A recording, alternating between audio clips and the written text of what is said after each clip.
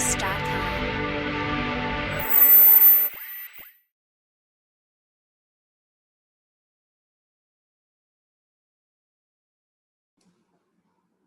Okay, in the periodic table, it is just like a heart of the incomplete inorganic chemistry.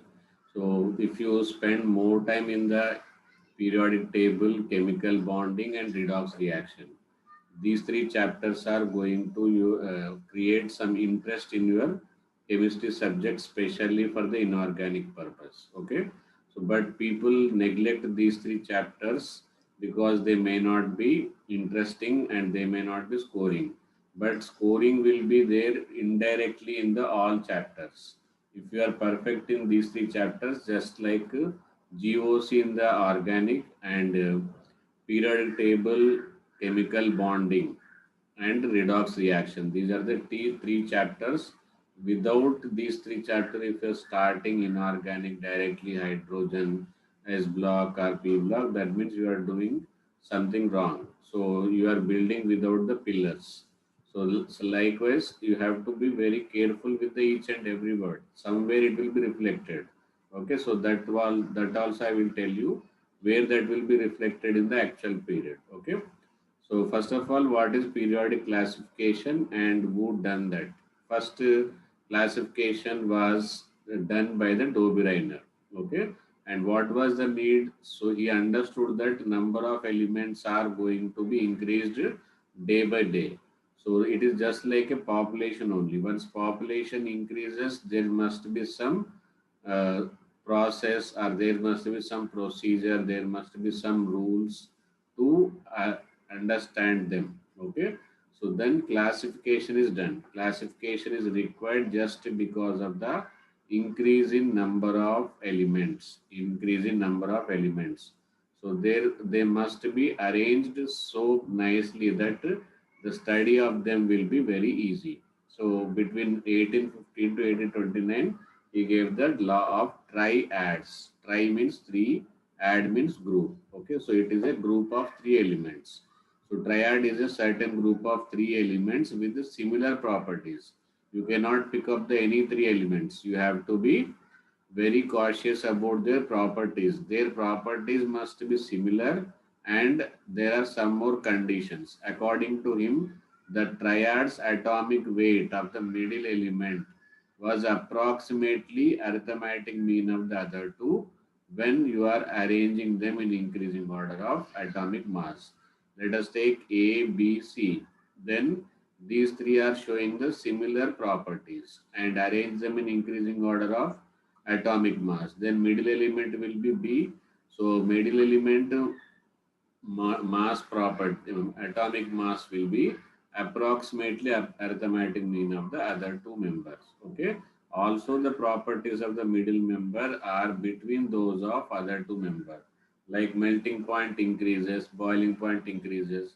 That means melting point of A less than B less than C, boiling point of A less than B less than C. So this property is also in between the A and C, and atomic mass also will be in between A and C. Okay, let us see the next examples of this Dobereiner triad. So this is the first example, lithium, sodium, potassium. Here middle element that B I took is sodium. Now its atomic mass is arithmetic mean of the 7 from the lithium, 39 from the potassium. Therefore, it will result in the 23, which is equal to sodium atomic mass. Same way, halogens, here bromine is the middle element.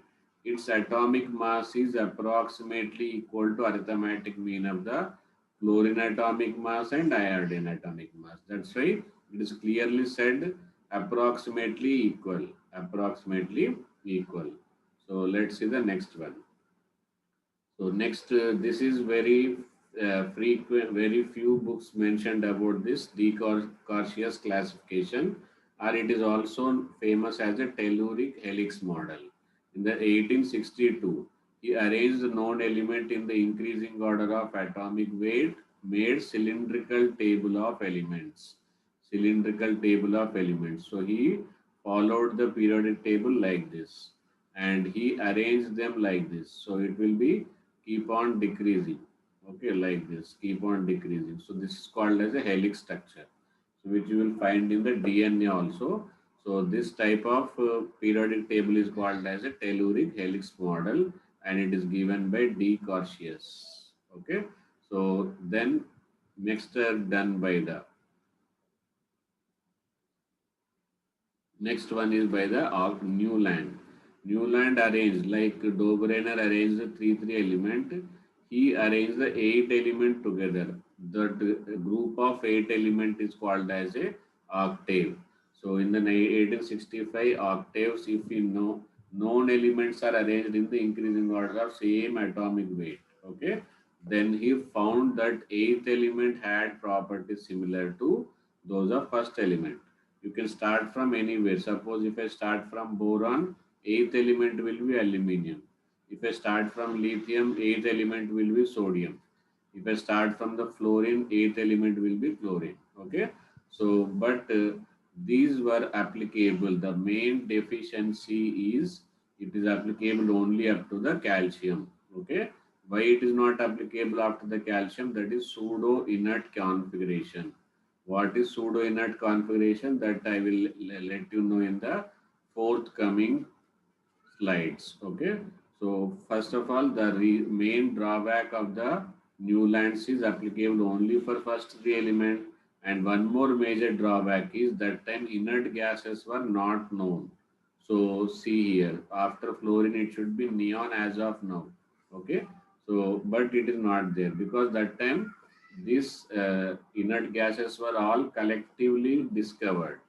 So that after the discovery of inert gases and due to limitation application to the up to calcium, this was not much successful. Now let's see the next one. Luther Mayer. He tried it in a different way. Till the before him, everybody tried to group them, but he tried independently and identical, connected between the periodicity and atomic masses of the element. So physical properties of such atomic volume, melting point, boiling point, against atomic weight, obtained periodically repeated pattern. Basically, he drawn a graph by taking volume on y-axis, atomic mass on x-axis. Then he found some curves like this. He found some curves like this. Then elements occupying similar positions. Elements occupying similar positions in the graph are about to show the similar properties. That is Luther-Mayer atomic volume curve. It is completely different and independent of the other two. Other mainly they are arranging into the group 8 elements group or 3 elements group. But here he drawn the graph. But sometimes it creates a problem to remember the graph and position. So that's why, and some more limitations also there. What are those? See here.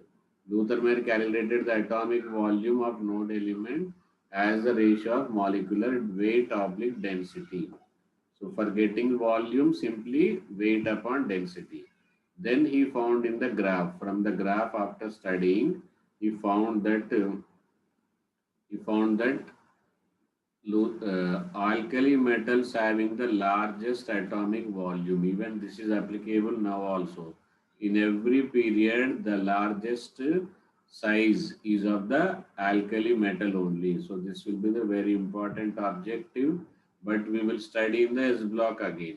That is the main problem.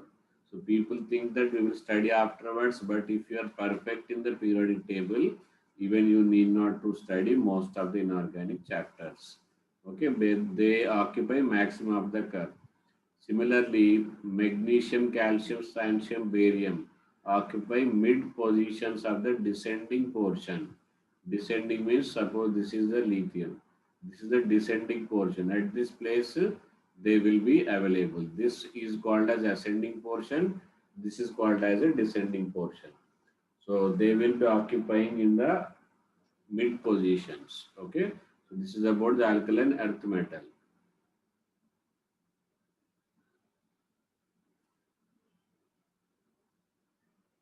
Then halogen occupy position on the ascending portion. Okay, so I will draw just a graph like this. So on y-axis it will be volume, on x-axis atomic mass, okay, and minima of the curve. Suppose this is the Luther-Meyer curve, okay. Just for simplicity, I am taking like this. So this position will be of the alkali metal, and mid positions in the descending portion will be alkaline earth metal, and this is called as ascending position. You will find here halogens, okay. This is called as a minima, and here you will find the transition element. So that is the Luther-Meyer atomic volume curve positions with respect to each other. Very important, okay. Now let us see the next slide.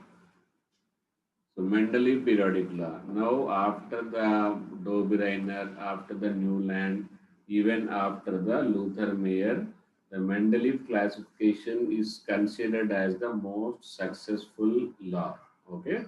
So there are some important direct objective. So let us highlight them. So first, Mendeleev periodic table is constructed on the basis of his own periodic law. So this is called as a Mendeleev periodic law. So what does it says? It says that physical and chemical properties of elements are periodic function of their atomic mass or atomic weight. Okay. So if atomic mass or weight increases, some physical properties may increase, some physical properties may decrease. Okay. So that means physical and chemical properties are periodic function of their variation depends upon the atomic weight. Okay. So upon depending upon this periodic law, he constructed periodic table. Okay. So that periodic table is called as a Mendeleev periodic table. Otherwise, it is called as a short form of the periodic table. While arranging the elements in a periodic table, not only followed the increasing order of atomic weight, but also considered one more thing. What is that one more thing? Chemical properties. Okay. So because of when you follow two things, definitely there will be some problem. Sometimes atomic weight you have to listen to, and another thing we have to sometimes follow with the respect to properties. Okay, so the original Mendeleev periodic table, there are two types of periodic table: modified Mendeleev periodic table and original Mendeleev periodic table. In original Mendeleev periodic table, how many elements are known? 63 elements are known in the Mendeleev periodic table.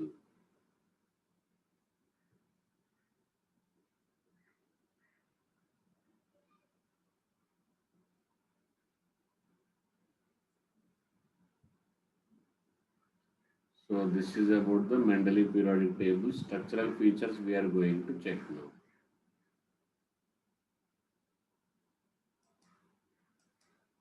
Okay, the elements which are most widely distributed in nature have small atomic weight and possess sharply defined properties. Okay, so for example, almost same atomic weight,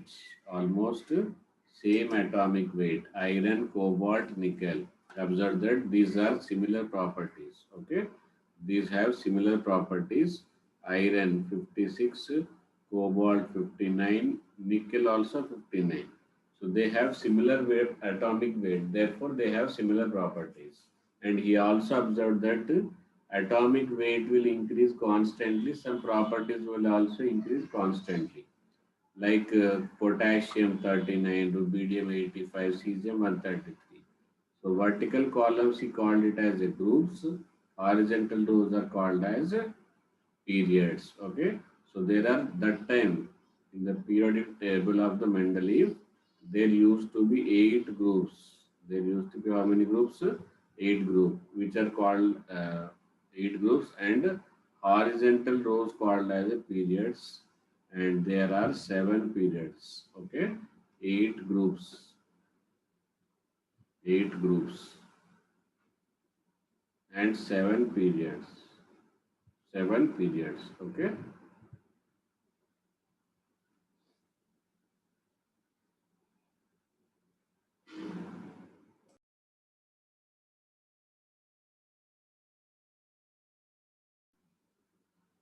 Okay, the first three periods are short period, and remaining are long period. Remaining are long period.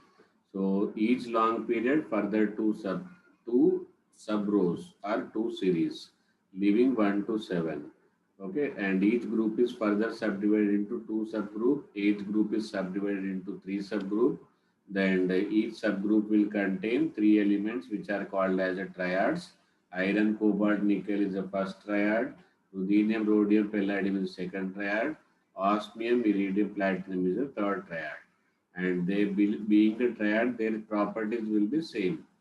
So these three triads total consecutive combinedly eighth group contains only nine elements. Eighth group contains only nine elements. This is about the structural features. Now let's see the next part. Okay, zero group elements were non when starting. In the starting itself, as I told you, in the new lands, there was a drawback that uh, inert gases were not discovered that time. If inert gases were discovered, then eight element will not be there. So that is zero group are discovered even after the Mendeleev periodic table. But Mendeleev periodic table got design features. You can add up them new elements. Okay. So this actually they were discovered by Ramsay and Rayleigh. So Mendeleev have a foresight, because of that only that Mendeleev periodic table is successful. Okay.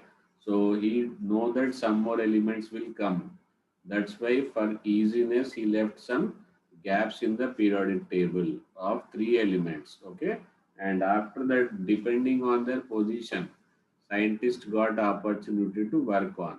So once they started working on them, then they found new elements. Okay. So that time he left one place and named that element which will be discovered. That time this element was not discovered. Therefore, he told it as a Eka boron. But after discovery, then it is replaced, Eka boron is replaced with the scandium. So these are the three elements. Okay, more than one correct question it may be, or single correct they may ask. Eka silicon is presently known as germanium. Eka aluminium is known as gallium. So these were gaps provided by the Mendeleev with the foresight. He knows about the future. He got something about the future. So he left spaces instead of disturbing that time. He before only left some spaces. Okay, now let's see the next slide. Mendeleev corrected. That is, first advantage is he provided the gap.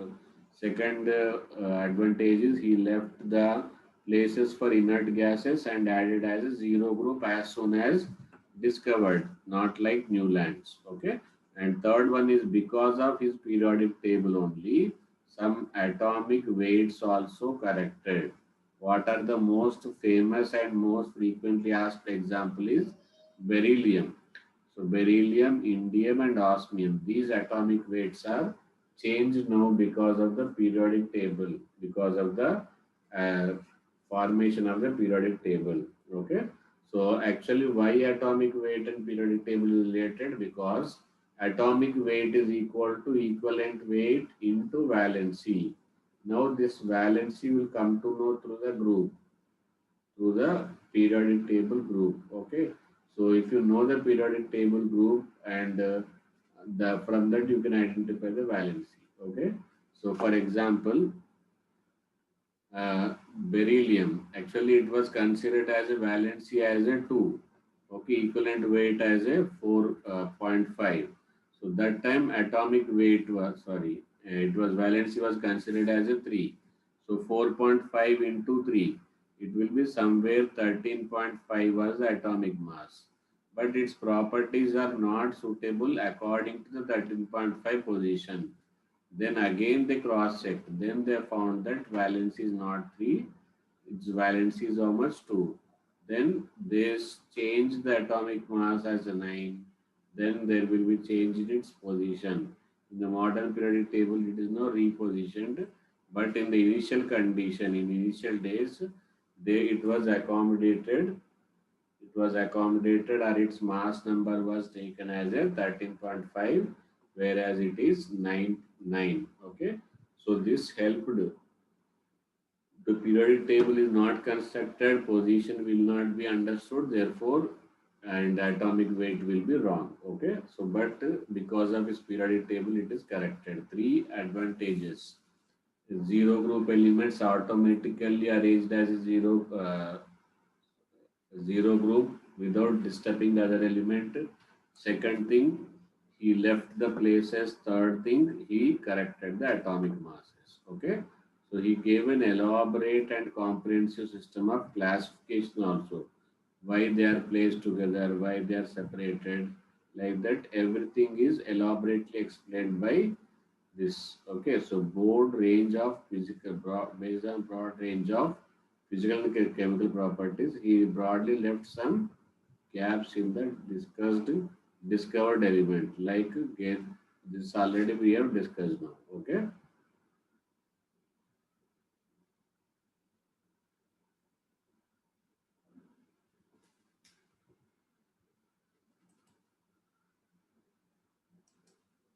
Okay, even after there are advantages are there, but still some disadvantages are also there. Okay, so because of which nowadays we are using modern periodic table.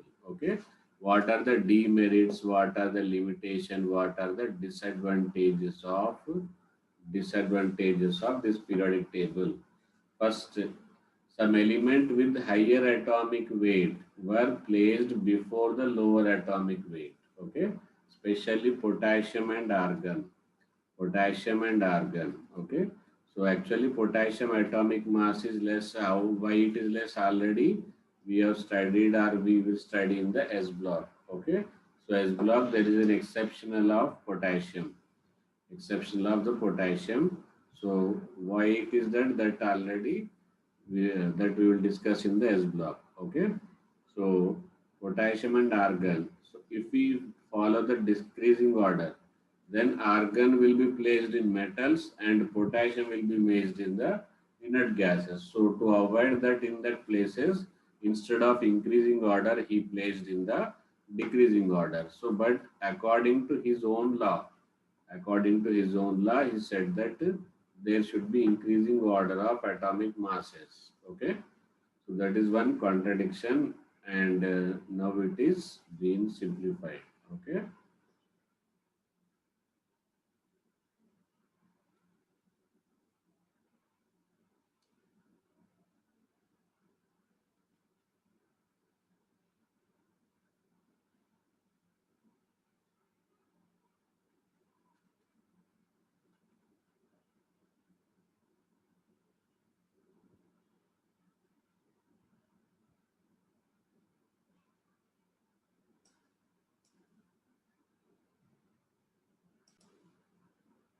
Okay, some more examples like argon and potassium. Other than the argon and potassium, same problem came with the cobalt and nickel.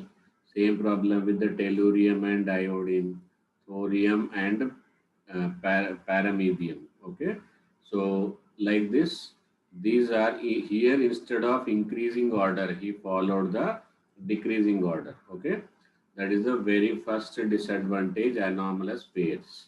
That is, instead of increasing order, we have to follow decreasing order at these places. Second thing is position of hydrogen is not made clear. Okay. And third thing is even till today also position of hydrogen is not yet clear. Then third is lanthanide are still uncertain. This problem also still existing. And there is no place for the inert gases. That's why after this no problem the zero group is added. Okay. Now next, absence of similarity in subgroup. What is that subgroup, that will let you know. Now let's see the subgroup, that means 1A and 1B. 1A, 1B, 2A, 2B, they are called as subgroups. Okay. Okay, subgroups means 1A, 1B, they are called as a subgroup. Like alkali metals 1A, coinage metals 1B. Okay, so there is a similarity. is not there, even though they both belong to the same subgroup. But copper is less reactive, alkali metals are more reactive. Silver is less reactive, alkali metals are more reactive. Okay, and main problem is that isotopes are not included. Like hydrogen got three isotopes, so their mass number is different. So their mass is different, therefore they should be given three places. Like that, if you keep on arranging their atomic masses, then there will be plenty of positions in the periodic table. Okay. Then cause of periodicity, why it is increasing, there is no logic behind that. Okay. The main disadvantage is this isotopes are not given separate places, and periodicity, why it is increasing, why it is decreasing is not clearly explained on the basis of atomic mass. Okay. Here, most important topic, atomic number. Okay, mostly discovered atomic numbers. Mostly discovered atomic number. This equation is called as a Mosley equation. Atomic numbers from X-ray spectra of elements by bombarding the elements with cathode rays. So this is element, suppose. Now on this element X-rays are bombarded. Okay, and the elements with cathode rays and elements emitted respective X-rays. Cathode rays will be converted to X-rays. So the X-rays frequency and atomic number are related. Okay. So when you wanted to know the atomic number of some element, then you will project and send the cathode rays onto that. Then they will convert that cathode rays into X-rays. So calculate the frequency of the X-rays. Then you can find the atomic number by using this relation. Nu is the frequency of the X-rays which are emitted from the cathode rays bombardment. A and B are constant. Z is atomic number. With this, you will able to identify the atomic number. Okay. So atomic number increases, the frequency of the characteristics X-ray also increases. So it is just like directly proportional only. Okay. Now let's see the next slide. So atomic number can be calculated by using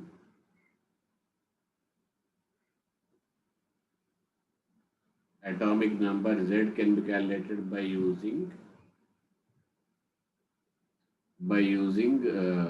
formula nu is equal to z square root of nu is equal to a into z minus b, where a and b are constant. Okay, so this is how the graph, mostly question will be from the graph only, very important topic from the basic topics. Okay, so plot of nu.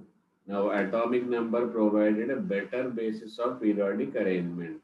Actually, till the this Moseley's equation, everybody was concentrating only on the atomic masses. All classifications were based upon the atomic masses only. But after the Moseley's experiment, then people are started worrying, studying about the atomic number, and it could give the correct explanation for the periodicity. Therefore, then periodic law is also changed. We till the before this Moseley's experiment, we used to follow the Mendeleev periodic law. Okay, so where atomic mass is the deciding factor for their chemical properties. Okay, so when numericals are more, chances are there from this. If they give slope, that means it is a is given. Okay, so and this from this new and atomic number you can find out with respect to the new elements. I think now it is clear now. Now let's see the next topic. Okay, modern periodic law. Once Moseley's experiment was successful, then periodic law is also changed. Only one modification. What is that modification? Atomic mass is now replaced with the atomic number. And atomic number is more basic because of the electronic configuration. Electrons only will decide the chemical properties. So atomic numbers and electronic configuration. Okay. So long form of periodic table basis on this. What is the word changed to atomic mass? What is it replaced with? Atomic number.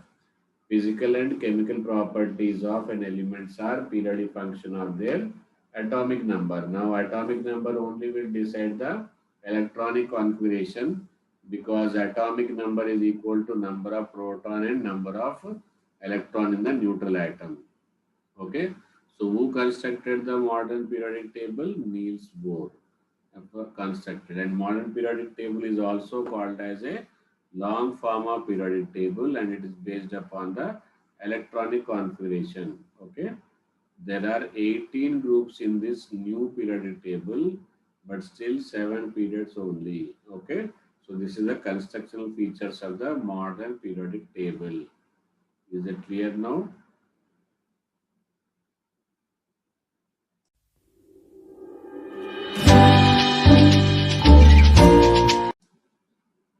In the long form of periodic table, total 18 groups and 7 period. So that is the advantage of periodic table. It is more focused on the explanation with each and everything reason. Logically prepared periodic table is modern periodic table. Okay. So according to which it depends on the atomic number. Atomic number is internally depends on the number of electron. So based upon that 18 groups and 7 periods are there in the modern periodic table. Let's see some more structural features. Okay, here horizontal rows. The periodic table is divided into horizontal rows called as a periods. Okay, so in the exam tension, normally what people will do, people will forget everything, the small things also. They may be forgetting due to the tension. Okay, so for that only techniques will be helpful to you. Okay, so how to remember horizontal rows are periods or vertical columns are period. Okay, simply you will remember Hindustan Petroleum. Hindustan Petroleum. Okay, Hindustan. H stands for horizontal. H stands for horizontal, and P stands for period. Okay, so HP, that means horizontal rows are periods. Okay, same way, very good. What you will remember? Very good. Very means vertical. Very means vertical. G stands for group. Vertical are groups and horizontal rows are periods. Okay, because if an objective number of horizontal rows, that means periods only is asking. Okay, so in periods elements are arranged in the increasing order of atomic number. Increasing order of atomic number, the electron by which an element differs from, and sometimes they are using the word differentiating electron. Okay, so differentiating electrons simply the last electron which is added. Last coming electron is called as a differentiating electron. Okay. In each period, differentiating electron enters into the either s orbital or p orbital in the last element. Okay. Then in periods, the elements are arranged according to n plus L value order. That is 4s. After filling up the 4s, then we will fill up the 3d. Then again we will fill up the 4p. This is what the half-bow rule is followed means. Okay. Long form of periodic table is a graphical representation. It is simply graphical representation of the half-bow rule only.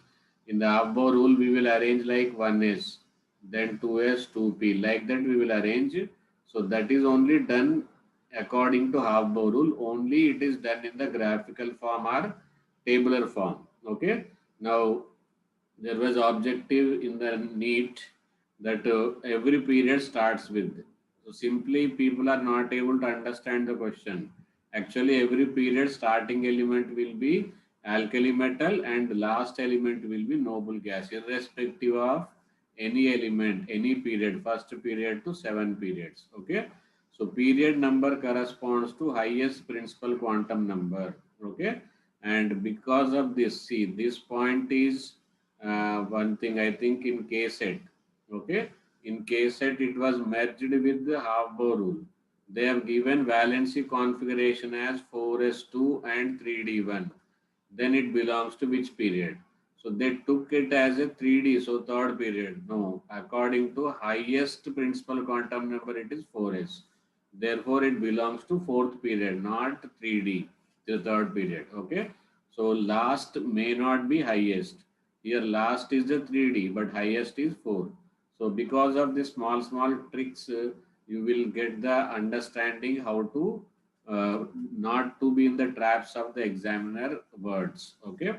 So quantum number of the elements in the period. First period contains 2 elements. Okay. Subsequent contains 8, 8, 18, 18, 32. So this will be a tremendous technique to remember the atomic number. Okay. Tremendous technique to the remember the atomic number. So in this slide, we got so much lot of information, how the questions are framed. After this, what you will do, you will take the screenshot. Okay. Presently, you will understand, then after that you will take the screenshot, then write a short notes, where short notes are very important for cracking any exam, because at the point sometime you will have one day you have to revise 3 to 4 chapter, then you will go through that short notes only. Okay, so let us see what period, what is the capacity and why the capacity, that is the main thing. Okay, in first period, it is called as a shortest period. Okay, and it contains only 2 elements. Only how many elements? 2 elements. Why 2 element? Because it is involves only 1s. First energy level only 1s. 1s capacity is 2 electron. Therefore, 2 elements are arranged. In the second period, there contains 8 elements. There are how many elements? 8 elements.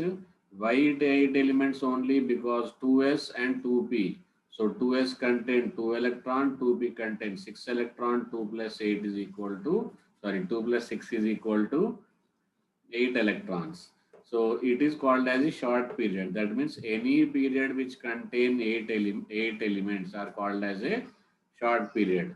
Now you should get a doubt here. Third period, it should be 3D. But in the previous slide, I told you it follows the half bow rule. After 3p, we will get the 4s. So fourth started means 4 period. Okay. So because of that half bow n plus L rule, we have to have only 8 electrons, 8 elements in the third period also. Okay. Therefore, it is also called as a short period. Understood? So that's why in that trick I told you, 2, 8, 8, 18, 18, then 32. Okay. These are going to be very useful in writing the electronic configuration of unknown elements. Okay. So how that is, we are going to take in the subsequent slides. Okay. So now here 4s, according to half-bow rule, now we have to fill up the 3D. So 3D, then 4p. So 2 plus 10 plus 6 is equal to 18. So now they are more than this. So we cannot call it as a short period. Now it is called as a first long period. Fourth period is called as a first long period. Okay. So here it is C. 21 to 30 are placed in the fourth period. Okay. But it is called as a 3D series, or it is also called as a first transition series. It is called as what? First transition series. Okay. Then 5s, 4D and 5p. Same like here. 4s is changed to 5s, 3D changed to 4D, 4p changed to 5p. Now this is called as a second long period. Okay. Now this will be called as C. Like here it is second transition element, second transition series, or what we call it as a 4D series. Okay. This is what, up to which period? Fifth period we have discussed. Okay. Let's see the further. I think if it is clear to you, then further is required or not required. You can, I estimate, at least you can calculate in the sixth period. So in the sixth period, it involves 6s, 4f, 5d and 6p. Okay. So here 2 plus 14 plus 10 plus 6 is equal to, you will get 32. Okay. So highest number of elements accommodated as on date. I am using a word as on date. In future, you may be a scientist, you may discover lot of elements. That time Because of you, it may lose its longest period name. Okay.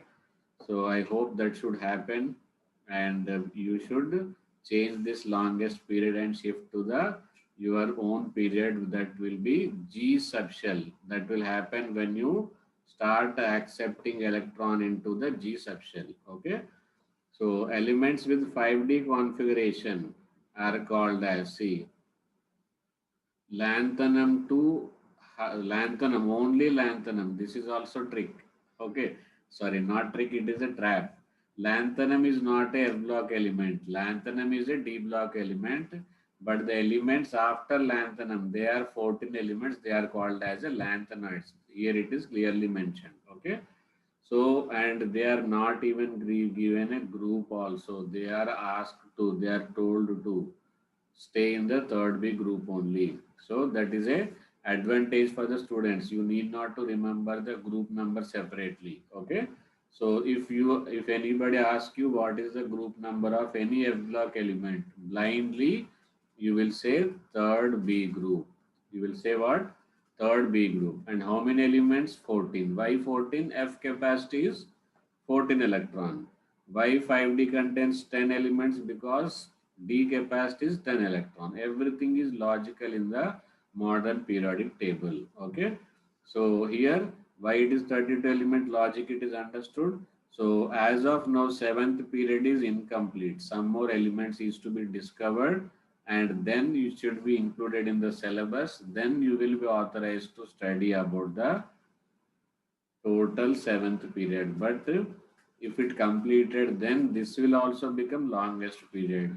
Then you will become scientist and discover new element. That time that will contain, you will become scientist. But already I counted that the period, eighth period, if it is embedded in the present periodic table, that is going to contain 50 elements. Okay, this is called as a astrology of the periodic table elements. Okay, why? Because see, if you follow the sequence, then eighth period it will be 8s. Okay, after 8s we will fill up, see here, after 6s we are filling up the 4f. So after 8s we will fill up 2 less than that. Okay, sorry, after that they will fill the 5g. Okay, sorry, 6g. Okay, then 6g, then it will be 5f. Okay, then it will be 4d. Sorry, I have written it wrong. Okay, here 6s, after the 6s it will be 5g. Okay, then 6f. Okay, then it will be 7d. Then it will be 8p. Now it is absolutely correct. Okay, so this will be the filling criteria: 8s, 5g, 4s, 6f, 7d, 8p. So S will contain 2 electron and G will contain 18 electron, because that is also trend. You should follow the trend. S capacity 2, P capacity 6, D capacity 10, F capacity 14. How much is the gap between them? 4. So after 14, what it should come? 18. So when you add all of them, you will get 50. That means 50 element is the capacity of the 8th period if it is embedded in the present periodic table. Okay. So this is all same things repeated here like 4F series. Understood? So if the 4F seventh period also completed, then the total atomic numbers, total elements, maximum capacity of the present periodic table is to accommodate 118 elements. Okay. The day 119th element is discovered, that time they will start the eighth period. Okay. So this is about the periodic classification of the modern periodic table. Okay. Now let's see the next one. Group classification. So 7 periods are there. 7 periods are further called as a shortest period, short period, longer period, and longest period. Okay. Same way, groups are classified. Periodic table comprises of periods are 7, but groups are how many? 18. 18 vertical columns. Vertical columns group. Very good. Okay. So which is divided into two main group. Actually, see here. Nobody knows why this is A, why this is B. Okay. So only genius will know. Understood? A stands for valence. A stands for what? Valence. B stands for penultimates. Okay. B stands for penultimate. There is a representation. Okay. So like on the train bogie also, there is a black paint and with yellow line. Okay. Nobody knows that what is that mean. Understood? So like that A and B. A stands for valence electron, B stands for the penultimate. Wherever it is B is there, like 4s is a valence electron. Then we will fill up the 3d. So this is valence electron, this is penultimate electron. Okay. So wherever you find B, that means electrons are entering into the penultimate shell. Okay. So 1A to 7th A and then 0 group. Total 8 groups here, 10 groups here. 10 plus 8, 18. Okay. Now the main thing they are going to ask you very special group is 8th B group. Okay. Why it is special, you know? Logic is very simple. It is copy pasted from the Mendeleev periodic table. This we have studied in the Mendeleev periodic table few minutes ago. Okay, what is that? FeCONI, Feconi. Okay, that means don't throw.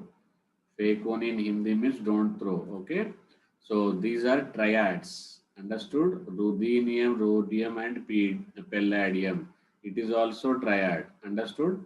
Osmium, iridium, platinum. This is also triad. So these three triads were just part of the um, Mendeleev periodic table. That's why eighth group was subdivided into three subgroups. Okay, 1 to 7, 2 to subgroup, 0 group, no subgroup. Eighth group is subdivided into three subgroup. Okay, so same to same you will find in the Mendeleev periodic table also. Same to same you will find in the modern periodic table also. Okay, so this was a lot of problems to the student. How we will remember, sir? Numbering is also not correct, sir. See, it should start from 1B to 10B, but it is not from 1B. It is from 3rd B to 8th B. Then it is continued 1B to 2B. Okay. So why it is done? There is a lot of confusion in the student community. Okay. Whenever there is a problem to the student in the chemistry, there is one agency which takes care of. That is what? IUPAC. Okay. So now that entered into the scene, they said don't create the confusion in chemistry. It should be very crystal clear in chemistry. Then they started numbering from 1 to 18. So there is no problem of AB and 3B, 2B, 8B, 3 subgroup, no tension. Now, whatever the earlier numbering is there from 1 to 18, simple numbering is ordered by the IUPAC. So, but it is an international agency. It is a international agency. So, what it will do?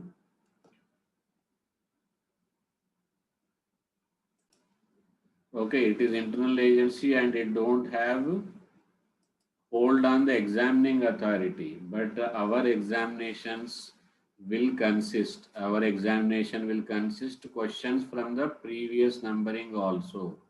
So as a student, you cannot avoid previous numbering, and as a IUPAC order, you have to learn the new numbering also. Okay. So main group division is based upon the number of electron present in outermost. Okay. Suppose hydrogen to Fr. Okay. How to remember this? Hey Leena ki rab se friendship. Hey Leena की रब से friendship, okay, or Ruby से friendship. You can take anything. So these are the elements. They have only one electron. Therefore, they belongs to first group. Okay, they belong to what group? First group. Is it understood? Like that you have to make some mnemonics for making the chemistry interesting and easy. Okay.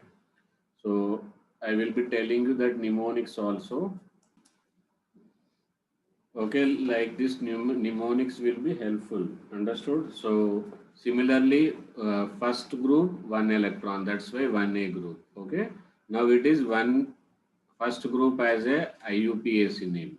Previous naming will be 1A. Similarly, beryllium, magnesium, calcium, strontium, barium, radium. Okay. So beta, mange, car, scooter, bap, raji. Okay. Like that you can make mnemonics. Beta, mange, car, scooter, bap, raji. Okay. So like this you can make your own mnemonics and don't get hurted. Understood? So there are two electrons, therefore it is a second A group. Okay. So like that group number is matches to the number of valence electron. Okay. Now let's see the next one. IUPAC nomenclature. There is a problem with the naming. Okay, it already IUPAC is the agency which helped to remember the organic naming. Now it entered into the inorganic also naming. Okay, so there are lot of problems. We have as of now capacity to accommodate 118 element, and it is impossible for anybody to remember their atomic number is not related to name raw not related to symbol. See, very simple, sodium. Okay, so sodium anywhere it is representing that 11. No, its atomic number is 11 and its symbol is Na. So symbol is not representing the name is not representing the atomic number. So there is any no logic, just you have to cram. Okay, so this is against the cram. Understood? So that's why they started nomenclature of elements, CNIC, Commission on Nomenclature of Inorganic Chemistry. Okay, so in the 1994 it happened and approved the naming, but always there will be some problems when some good work starts. Okay, so they told that already we have given name, we have published, so many books are already there, and some scientist name also applied. Then they said, okay, this is applicable only for the atomic number beyond 100. Okay, so that actually 104 to 109 also some elements discovered, but still those names are old names also continued. Officially new name, that is IUPAC name, is to be followed. Okay, so nomenclature is to be followed for the naming of element until their names are officially recognized. Okay, their names are derived by using the roots of the first three digits of the atomic number. Last what you should add, IUM. Okay, what is the root like in the organic? Word root.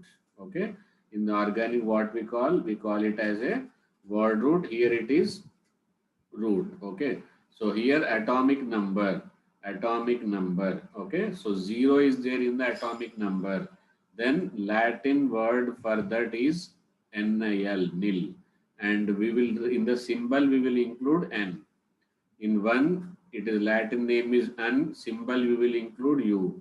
If it is Latin name is for two is bi, symbol is B, tri, tetra, quad, Q, pent, P, hex, H, septa, S, O, oct, O and N, E. Okay. So there are some cares are taken so that suppose 9 can be written as no name in organic, but here it is N. Why? Because see N, if I write nil, it will be N. This will be problem. Okay. Hex and hept it is there in organic. So but it is made as a sept because both will be H and H. So that will be a problem. Okay. Tri and tetra, then but here it is quad because this symbol must not be contradiction. That's why. So what are the changes made in this CNIC? Tri and quad. Okay, hex and hept is now hex and sept. Nil and nonane is now NEM. Why it is made with the reason, I think it is clear to you. Okay, so take a screenshot after that, then you write your notes. Okay, Now these are the some sample names. As I told you, some elements are already discovered, they are named. But as it is recently discovered, therefore the both names are applicable. Okay, so we can't take risk. Okay, so like 101, 101. First is 1, therefore un. Okay, second digit is nil, therefore nil. Okay, third digit is 1, therefore un. Unnil unniyam, unnil unniyam, u and u. Last we will add with ium. Okay, actually Mendeleev discovered, therefore to keep his soul with happy, then it is given as a Mendeleevium. Okay, so this is MD. Understood? And nil by um. By means 2, nil means 0, un means 1. So nobelium, like that Lawrencium, Rutherfordium, Dubinium, Seaborgium, okay, borium, boron, bore according to Bohr, like that. Somebody give their native place, okay, and somebody give their surname Lawrence, okay, California, Californium, like that, Rutherford, Rutherfordium. So, but it will be a problem, okay. So, Rontgen, Rontgenium, okay, like that. There are names are given, but now it is applicable. Best name, systematic name is the this one from the 1977, okay. So this is about the IUPAC naming from the atomic number. Because of this, it is very simple. If you know the symbol, suppose it is written UUS. Okay. So unseptium name will be unseptium, atomic number will be 117. So like that, the simplified chemistry, they made the chemistry very simplified. Okay. Okay, now let's see the classification. We have done two types of classification, periodic classification and group classification. Now we will do block classification. Okay, the entire periodic table depending on the differentiating electron. Differentiating, I know this will be used afterwards. That's why I clearly told. Last entering electron in which subshell it goes. Based upon that, it is divided into total 4 blocks. Okay, and each and every block contains some fixed number of groups. Okay, so their groups and their properties that we are going to discuss now. Okay, so total periodic table is made into 3 versions: periodic version, group version and block version. 7 period, 18 groups and 4 blocks. Okay, so now let's see the S block elements. Next let us see the S block elements. Okay, when SR electron, differentiating electron enters into S orbital in the valency shell. Okay, they are outside, therefore they are S block elements, valency shell. Okay, so S subshell can accommodate 2 electron. Therefore, how many groups are there? 2 groups are there. Old days they used to call it as a 1A, 2A. Nowadays they are calling it as a 1, 2. Okay, so first group is 1A is called as a alkali metal. That time only NS1. Second group is called as a alkaline earth metal. That time it is called as a NS2. Okay. Total general electronic configuration of S block is NS122. You have to answer very clearly. If they ask general electronic configuration of alkali metal, you will write NS1. If they ask electronic configuration of alkaline earth metal, you will write NS2. General electronic configuration of S block, you will write NS122. Okay. So these are some properties. Most of these elements are active metal and form ionic substances except, why this is except lithium and beryllium, this is called as a anomalous behavior. Okay, what is the reason except is there? Except means not exception. Okay, so exception also got some reason. What is that reason? That is anomalous behavior. Okay, What is anomalous behavior, that we will come to know in the subsequent sessions. Okay, so they are called as a what is the reason? For the time being, it is called as a anomalous anomalous behavior. Okay, so this you must embed in your short notes. Okay, then they are also powerful reducing agent. Okay, they always wanted to stay as a unipositive ion. Once they stay as a unipositive ion, they will undergo oxidation. So the person who is undergoing oxidation will reduce others. Okay, so next they have low melting and boiling points. Why? Because they have large atomic size. The main property of the S block metals are flame coloration. Okay, when you introduce those metal into the oxidizing flame of the Bunsen burner, then you will that flame will be colored. Okay, so what is that flame coloration? We will come to know clearly with color stable and short uh, mnemonics in the S block. Okay, then P block elements. So P block, when differentiating electron enters into p orbital of a valency shell, then here ns2, after filling up of ns only, half bow will allow us to electron enter into p subshell, and it can range from 1 to 6. Okay, so third will start from third A will be 1, and seventh A will be 5, and zero group will be 6. Okay, so simply in the IUPAC numbering 13 to 18 group, 13 to 18 group. Okay, likewise here I am giving a sample to make a short mnemonics like third group. Third A group, or it is also called as what? 13th group. Okay. So how you will remember mnemonics? Any mnemonics you have? Any mnemonics you made to remember this type of group numbering? Okay, for this mnemonics will be ball. Okay, BAL. Ball means boron aluminium. Okay, Ginley. Gin means gallium indium. Takle, TL. Okay, so Bal, Ginle, Takle. This is the mnemonics for 13th group. Like that, you can make every group because it is going to be helpful, really helpful mnemonics, because you cannot remember the atomic number in the total 118. Okay, so but if you remember this mnemonics, then writing the electronic configuration, writing the group, everything, it will be easy.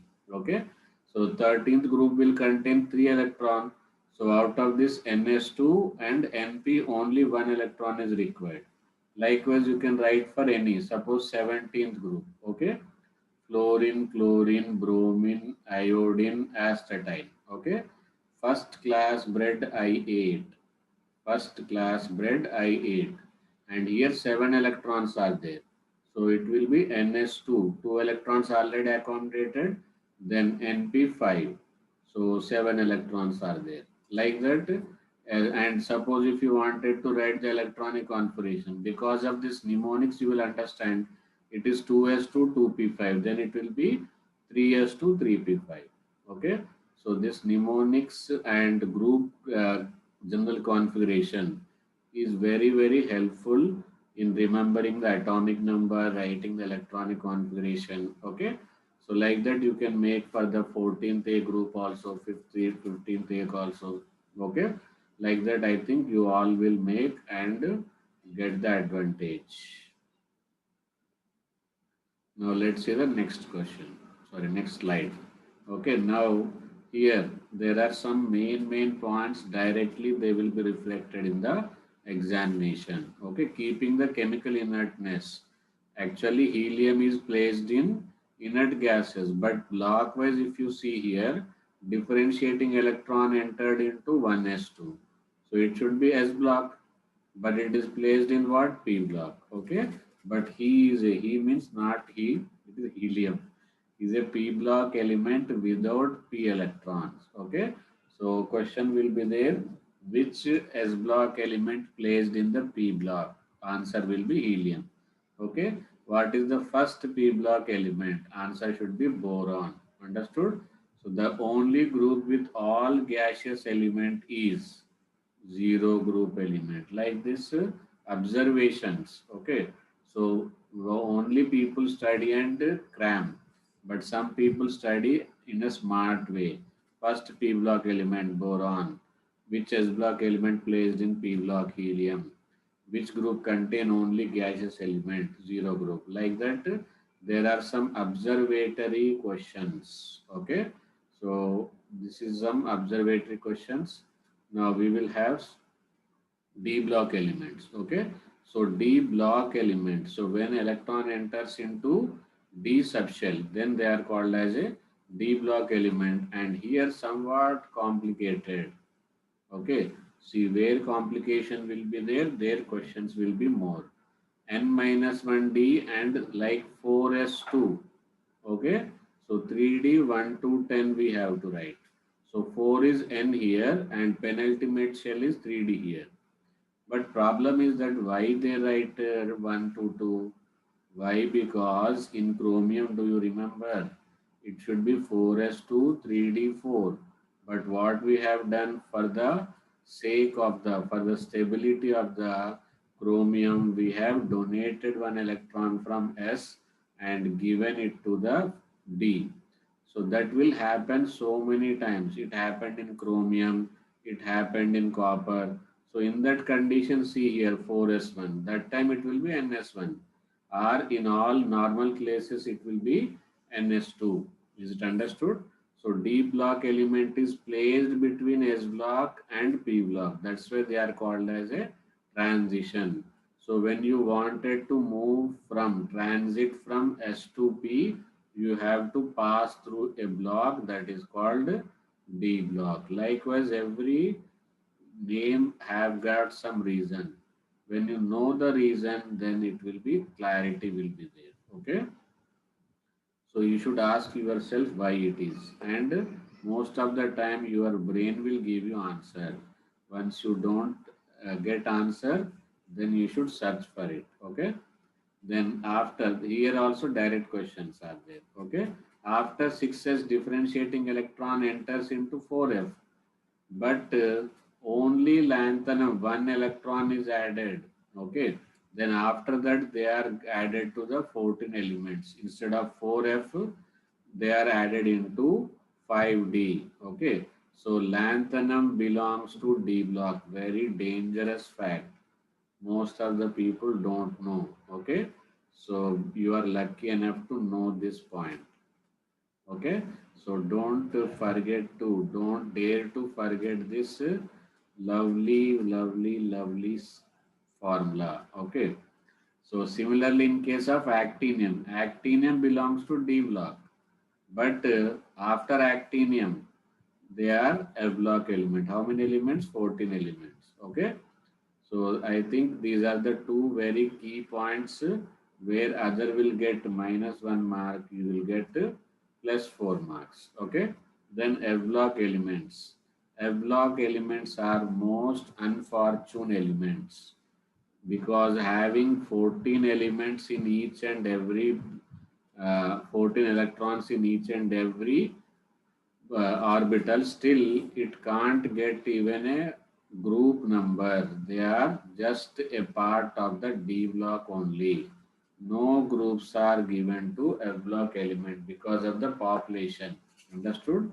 So more populated, less facilities. Less populated, more facilities. So element in this class are F block elements. Okay, here we will fill up the anti-penultimate. Okay. So this I will take this space. Suppose we have the three energy levels. Okay. So this energy level is called as valence shell, and this energy level is called as a penultimate shell. Okay. Before that it is called as a anti-penultimate shell. Suppose this is n, this will be n minus 1, this will be n minus 2. Always remember s and p electron enters into valency shell.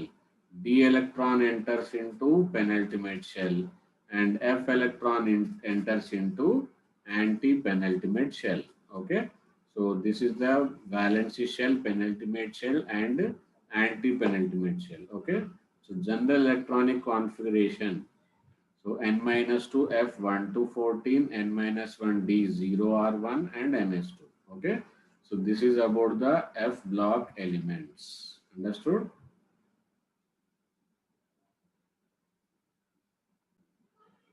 Okay, F-block elements, some important points. F-block elements are placed at the bottom of the periodic table in two rows.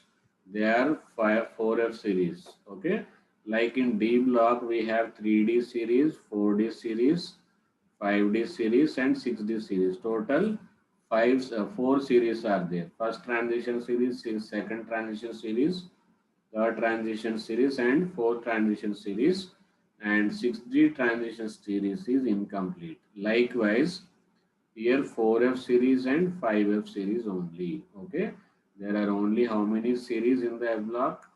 Two series. That is, this is called as lanthanides. Lanthanides does not include lanthanum. Lanthanides are group of elements. It is not single element. It is the group of 14 elements are called as a lanthanide, and group of 14 elements after actinium are called as a actinides. What they are called as actinides and lanthanides. Okay. So 4F belongs to 6th period, 5F belongs to 6th period. Lanthanum to lutetium, sorry, after lanthanum it is cerium to lutetium. Okay. Same way actinium. After actinium, 14 element will be in the actinium series. Okay. This is about the lanthanide series.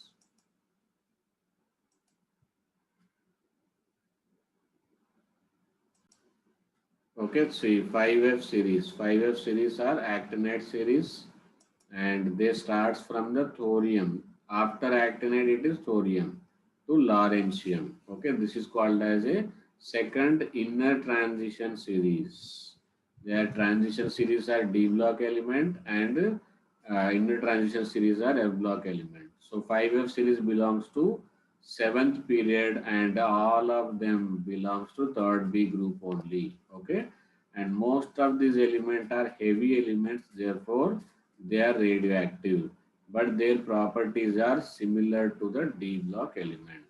Okay, there is no separate properties, so most of them are very similar to D block elements. Okay, so this is about the block version.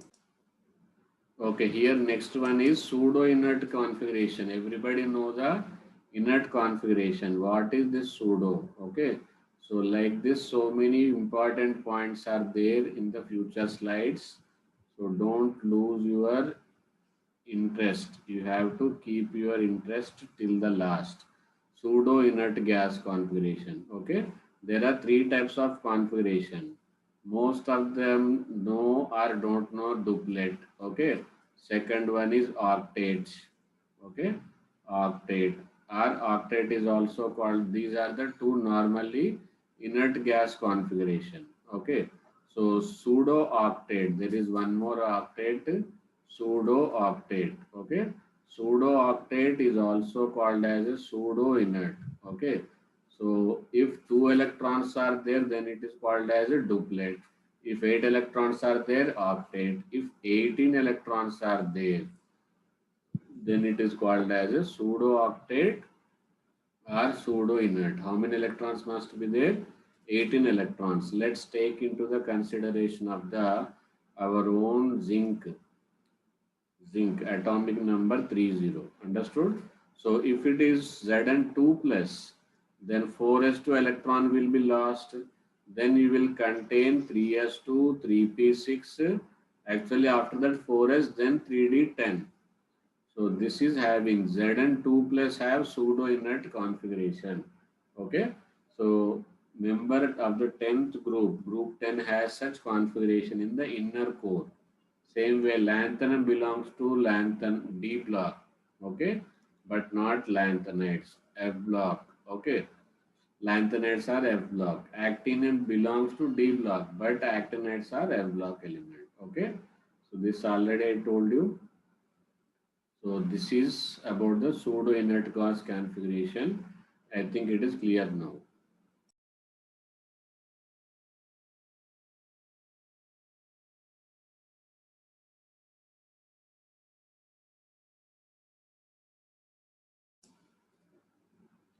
Okay, here after the pseudo inert configuration, we have seen three types of inert electronic configuration: duplet configuration, the last slide, duplet configuration, inert configuration, then pseudo inert configuration. These are the three. Duplet means 2 electron, inert means 8 electron, and pseudo inert means 18 electrons. Now we are joining to the main and very important topic. Okay, as of now, it is not, we cannot say directly important, indirectly. For understanding this topic, those topics are very helpful. Uh, their questions will be directly based, but here the problem comes because until unless you don't understand the internal meaning, the question may be easily twisted anytime. So you have to be very careful. So when the elements are arranged in increasing order of atomic number, then elements with similar properties reoccur. That is called as a periodicity. That is the meaning of the periodicity. Okay, due to similar outer electronic configuration. This was the lack of the Mendeleev periodic table. He could not give any reason in terms of any reason why the properties are repeating after certain interval. Now, according to atomic number, there is electronic configuration is repeating. Therefore, their chemical properties are repeated. So, at regular intervals of atomic number in the periodic table, this repetition of whichever properties they are repeating, that properties are called as periodic properties, and the tendency to repeat after regular intervals is called as a periodicity. And that regular intervals can be one or two, no problem, like after atomic number 2, after 8, 8, 18, 18. I told you already, this is called as a magic number, and this will be very helpful to find out the location and writing the electronic configuration. It's going to be wonderful shortcut. Okay, so this is the actually elements in the periods. First period 2 elements, second period 2 8 element, third period it is supposed to be 18, but Bose-Bury rule, with the exception I have already explained. Okay, now let's see the next one.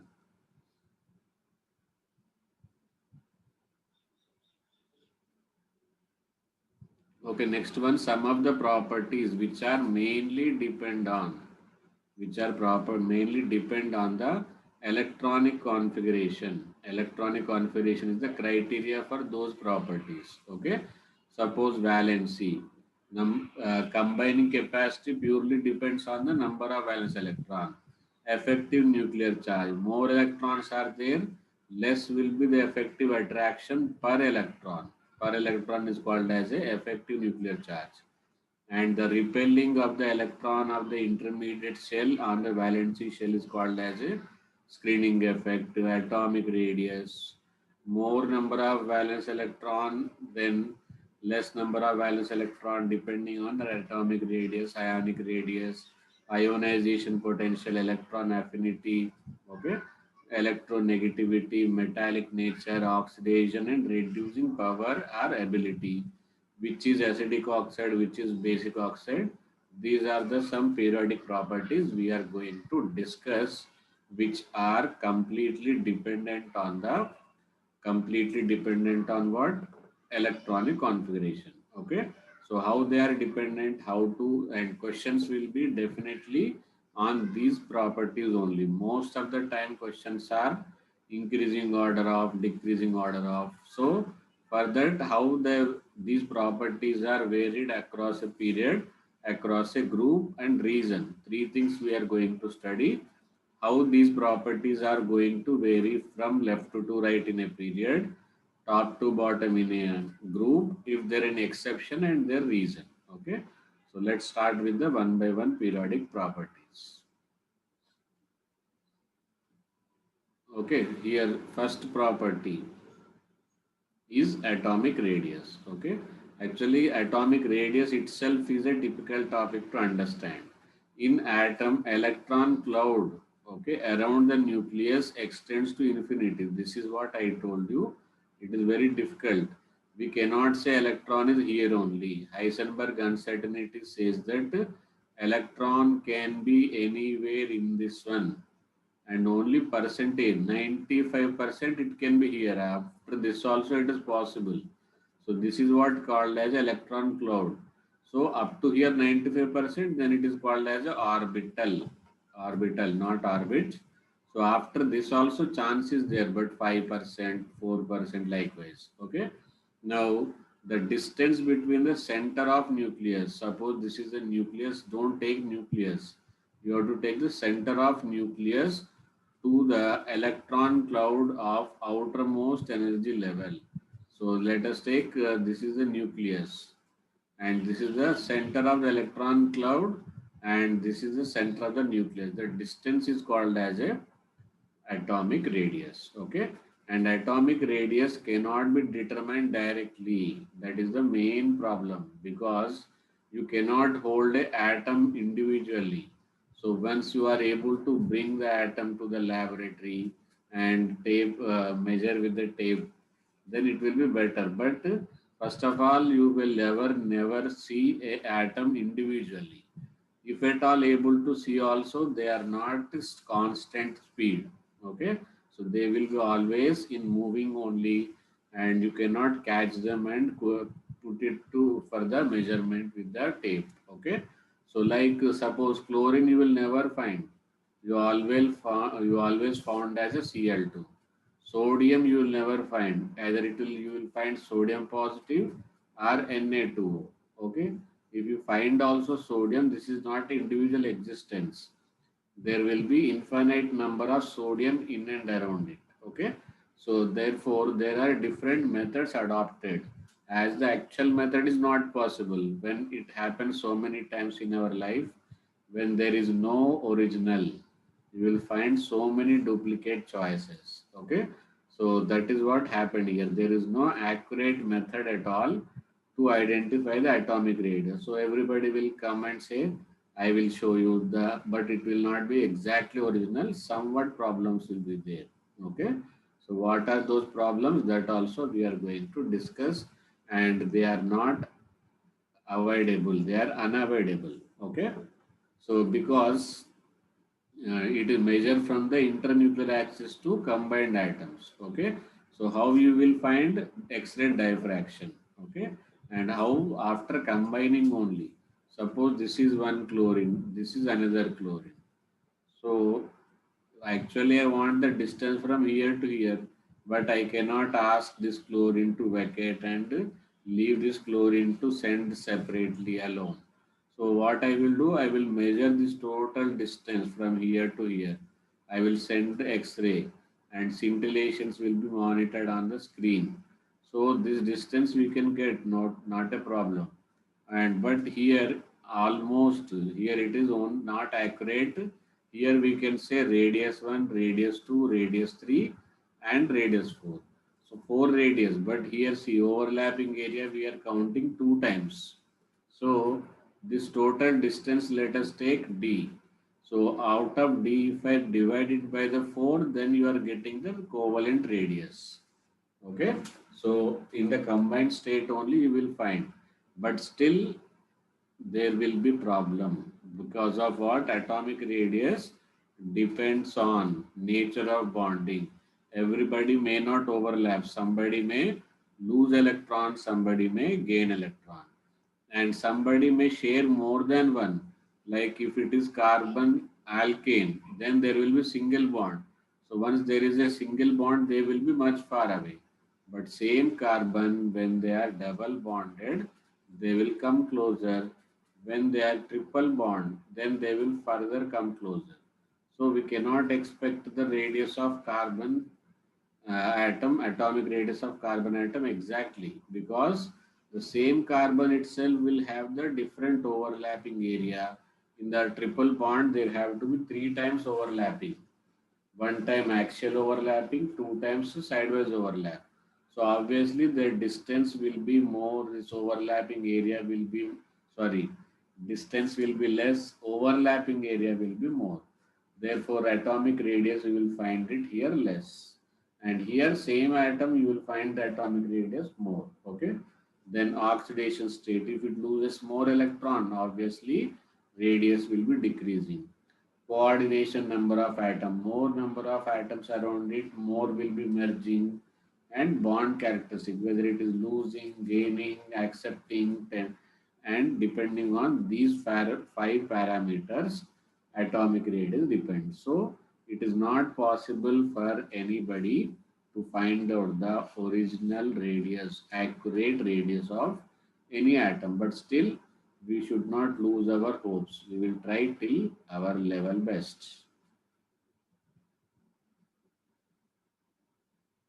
Okay, next is three types of atomic radius. Therefore, we will measure depending on the type of bond between the atoms. Okay, so here, first one, it is crystal radius. That is, it is also called as simply metallic radius. It is called as what? Metallic radius. So don't confuse that why in this new type of radius I never listened to this radius. This is metallic radius in normal language is also called as a crystal radius. Here, metal ion and electron will be there. Van der Waal radius for those who are not at all forming the bonds. So here it is forming the bonds but by overlapping, covalent radius. Okay, these are the three types of radius. Then atomic radii expressed in terms of the angstroms, nanometers, and picometers. Okay, 1 angstrom is equal to 10 to the power of minus 1 nanometer, and 1 angstrom is equal to 10 to the power of 2 picometer. This is the relation. Okay, nano means 9, so 9 meters inverse. Okay, so 9 meter 10 to the power of minus 9 meter is equal to 1 nanometer. Okay,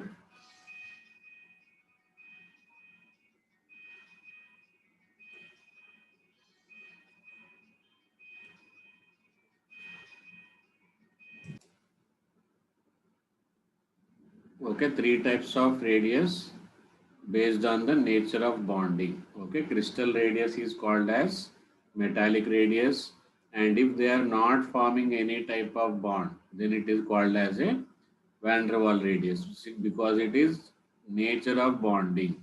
If they are metallic bond, then they will be metallic radius or crystal radius. If there is no bond at all, then it will be van der Waal radius. If there is a covalent bond, then covalent radius. Okay. So angstrom, nanometer, and picometer. 1 angstrom is equal to 10 to the power of minus 9 minus 1 nanometer. 1 angstrom is also equal to 10 to the power of 2 picometer. This already we have discussed in the very first chapter.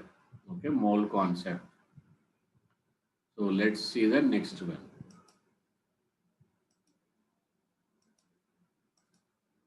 Here, crystal radius or atomic radius. Half the internuclear distance between adjacent atom of a solid metallic crystal.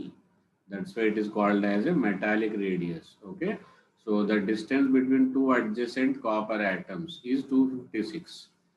Suppose this is one copper atom, this is another copper atom. Okay. So from here to here, the center of the nucleus of the two copper atoms is how much? 256. But we want only this much. Okay. So this much distance, therefore it will be 128 picometer. 128 picometer. Like that we will calculate. Actually, frankly speaking, there will be some gap here. Okay. So it is not exactly accurate. This is what the crystal radius or atomic radius. Okay. Now let's see the next part.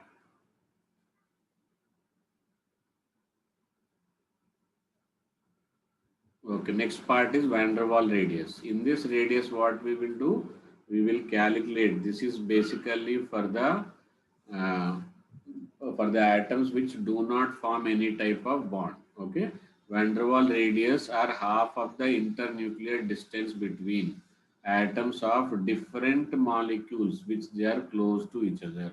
You can apply it to the molecule forming the bond also, but basically for those who are not forming the bond. So I will tell you the difference between the covalent radius and difference between the van der Waal radius. Okay.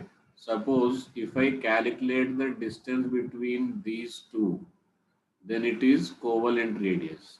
If I take the distance between these two, okay, then I will mark it with other color. So here this distance is called as a van der Waal radius. This distance is called as a covalent radius. Here you will find a gap. Okay. So half of the internuclear distance between two atoms of different molecule which are very close to each other in solid state are called van der Waal. So to minimize there is no possibility of reducing the error. We can minimize how by keeping them into the solid state. In the solid state, what happens between the molecules? The gap will be minimum but not zero. Okay. So the distance between two adjacent chlorine atom is 360. That means from here to here it is 360. Then radius will be how much? 180. Actually, van der Waal radius will be 40% greater than covalent radius. And that's why this is used for inert gases. Okay. And that too in the solid state only. Understood? So this will give you the more than the expected answer. This will give you more than the expected answer. 40% more than the covalent radius. Okay. Next, let us see the next type.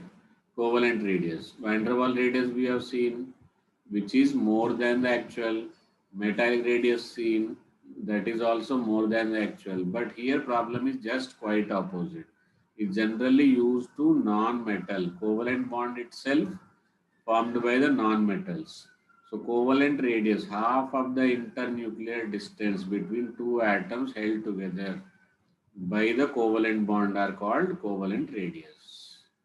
Okay, so single bond, it is depending on the bonds also. Okay, so chlorine molecule Cl and Cl, the bond distance is 198. Therefore, half if you do 99. But in diamond, carbon-carbon distance is 154.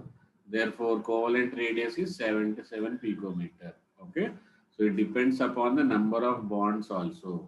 Number of bonds increases, more, atoms will be so closer, then more will be overlapping area. Okay, see here, that is explained here. Same carbon atom, single bond, then 154, double bond 134, triple bond 120. Okay, so that is the main problem. With the number of bonds increases, atomic radius decreases. Okay, so if you, for example, actually it is not possible for any atom to calculate all the radius, but if we assume that if we calculated, then van der Waal radius will be highest. Second radius will be crystal radius. There is a minute gap between the atoms of the metal. Basically, this is for metals. This is for inert gases. This is for the non-metals. Okay. So covalent radius will be least. In the covalent radius also, triple bond if it is there, it will be least. Okay. So compared to theoretical atomic radius, covalent atom radius will be 20% shorter than the overlapping. Okay. Suppose actual radius is 100, but when you calculate covalent radius, it will be 80 only because of this overlapping. Okay.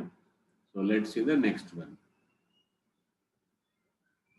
Next one is variation. Here we have identified how to measure the atomic radius, but after measuring the atomic radius, how it is going to change within a period. Okay.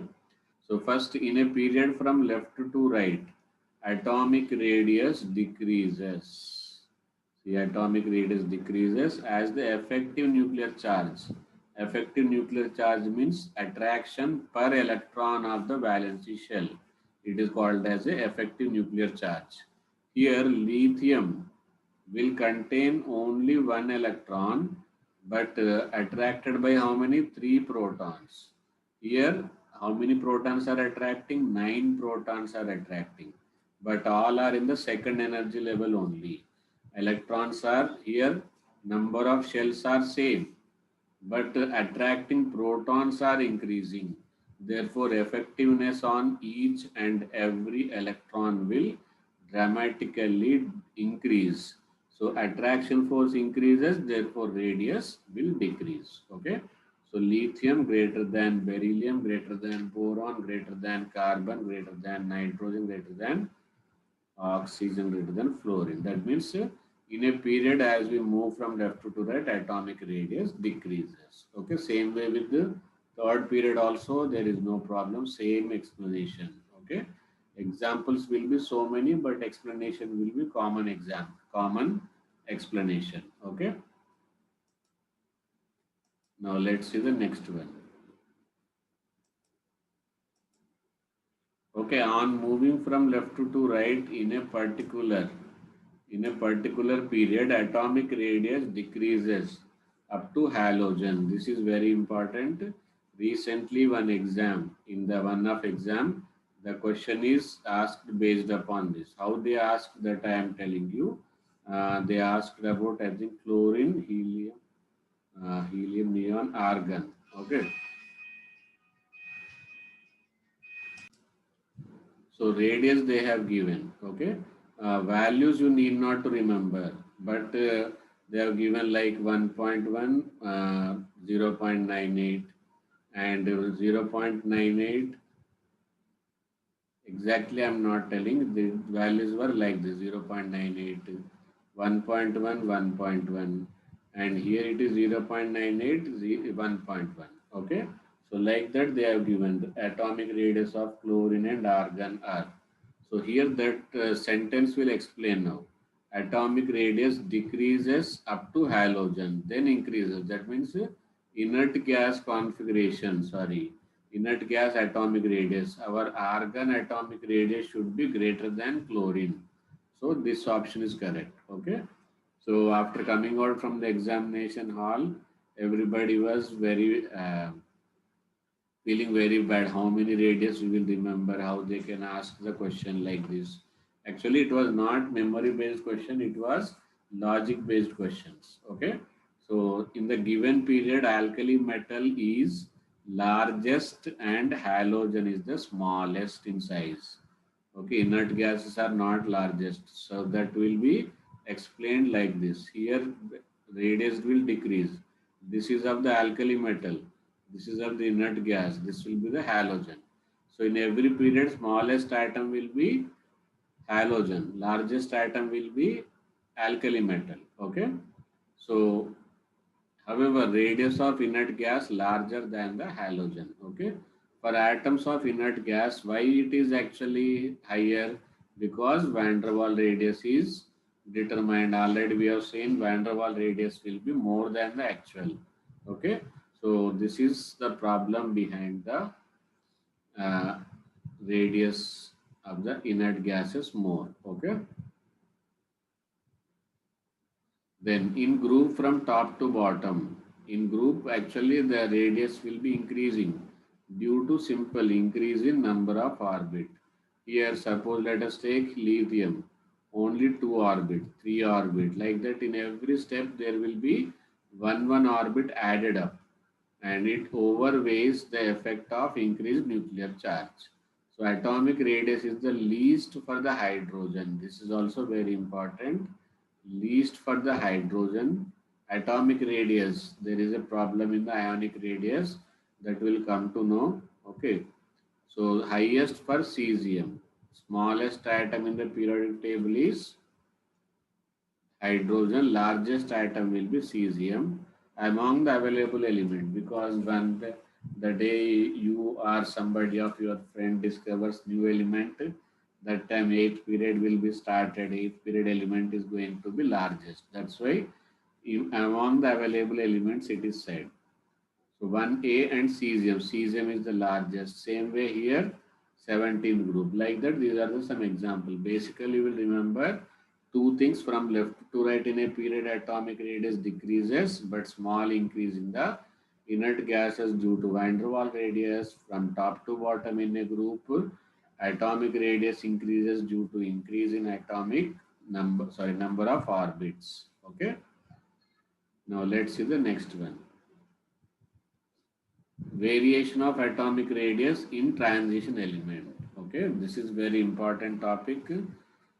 So everybody know and but confuse in the atomic radius from left to right why it will decrease instead of increase. Already told you what should be the reason due to increase in attraction per electron, that is effective attraction. Okay, so transition element decrease in size across the period, and then case of representative element due to screening effect, therefore atomic radius decreases slightly. As already told, from left to right, atomic radius should decrease. So it will decrease, but because of the screening effect, it will remain constant. Okay. From left to right in transition series, chromium to copper, almost same. This variation I will give you through the graph explanation. First decreases up to chromium, okay? Then chromium to copper, same. Then slight increase, okay? And almost same due to screening effect, score electron, additional shielding effect of 3D electron, but covalent radius of zinc is more than, okay? So first decreases, then remain constant, then increases. Okay, this is what happens. First element is scandium and last element is zinc, and here it is of copper, here it is of chromium. So scandium to chromium decrease, chromium to copper constant, copper to zinc increase. The reason is screening effect and nuclear charge. From left to right, nuclear charge will increase. So that will be dominating up to electrons are paired. So there is no pairing up to chromium. That's why there is no problem. But once they started pairing, then screening effect will compensate that. Okay. So that's why there will be constant. Again, screening effect will be more, then increases. Okay.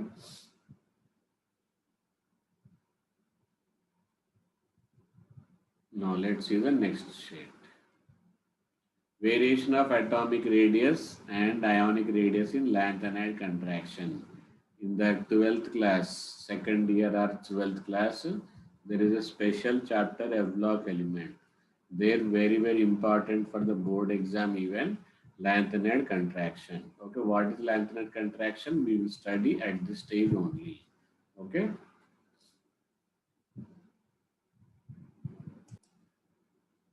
Okay, lanthanide contraction is the most important topic, especially from the D and F block. Okay, for class 12. So, but as a MCQ, they can ask in the this periodic table also. Okay, so variation of atomic radius and ionic radius. Already we have seen in transition elements there is a peculiar variation, decrease, constant, and increase. And but there is one more problem with the lanthanide. Okay, the lanthanide series are cerium to lutetium. Lanthanides are elements of cerium to lutetium. Atomic and ionic radii decreases steadily. This steady decrease in atomic radii and ionic radii of actually trivalent oxidation number of ions will be plus 3 is called as a lanthanide contraction. First of all, what is lanthanide contraction? It is a gradual or steady decrease in the atomic and ionic radii of trivalent ions as we move from cesium to lutetium is called lanthanide contraction. Then what they will ask? They will ask what is the cause of lanthanide contraction. Okay, that is because of providing ineffective. Okay, they are not able to provide effective shielding because they are deep inside the atom. Suppose this is the valency shell, ns electron will be here, then n minus 1 d electron will be here, and n minus 2 f will be here. So So they cannot repel this electron. Once they repel, then there will be size will be increasing. But electrons are added inside the shell and attracts number of proton will be increasing. Therefore, attraction force will increase on the ns electron. If these electrons are here, then it will be automatically size will be increasing. But electrons of F subshells are enters into anti-penultimate shell, because of which they do not provide effective screening. They do not provide effective screening. Okay, so due to ineffective screening, they show the lanthanide contraction. They show lanthanide contraction. Okay.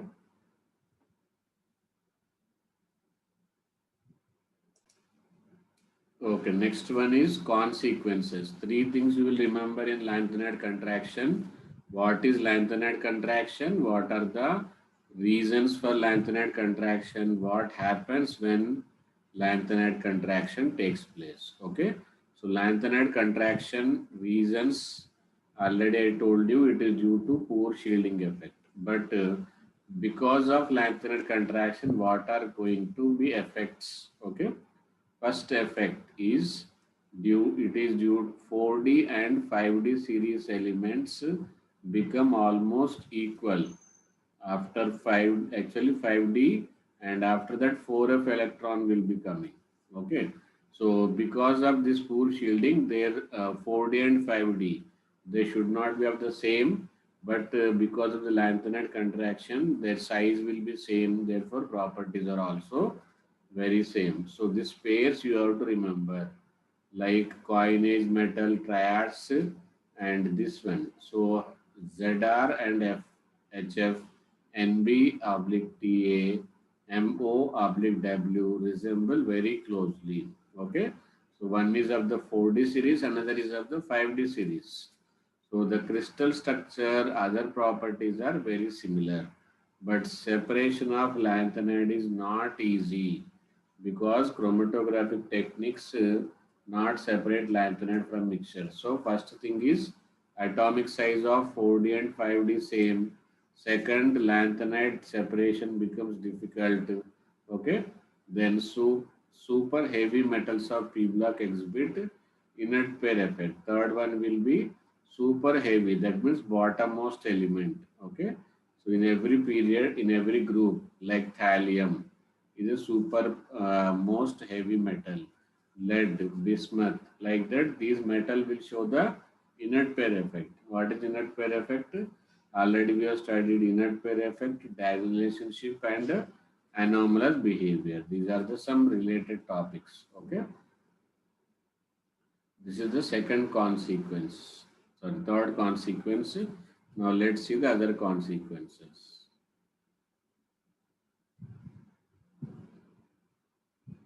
Okay, next one is ionic radius. This is about the covalent radius and special cases of transition metal and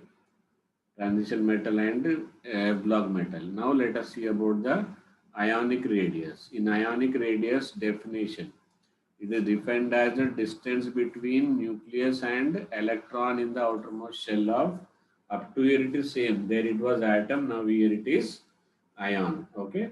So there are, suppose ionic radius we have not studied because it is charged. Okay. Ions are of two types. So there will be ionic radius also will be two types. So cationic radius and second one will be anionic radius. Okay. So cation means positive ion and anion means negative ion. Okay. So always negative ion will be more sized when compared to the same atom with positive charge. Okay. But normally either atom will form positive ion or negative ion. But if we take rare conditions, then if it forms the negative ion, then it is going to be larger in size because number of electrons are more, protons are same, effective attraction decreases, size will increase. Okay.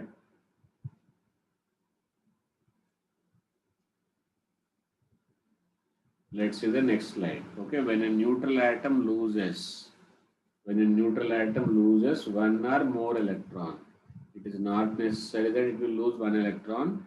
Then positive ion called cation is formed here. This is a sodium plus cation. And same ionic radius of cation is less than the neutral atom. See, sodium size will be always less than, sorry, sodium ion size will be always less than the sodium because number of shells will be less. Here in case of the sodium, it will be 281. In case of the sodium, what it is? 281. So three shells are there. But in case of the sodium, only 2 comma 8. So shells decreased, therefore automatically size will be decreased. Sometimes shells ion between the ions also. See here 2 plus and 3 plus.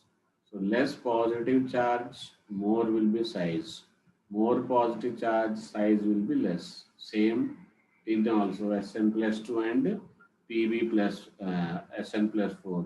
Pb plus 2 and Pb plus 4. This is what the reasoning between behind the ionic radius. Okay.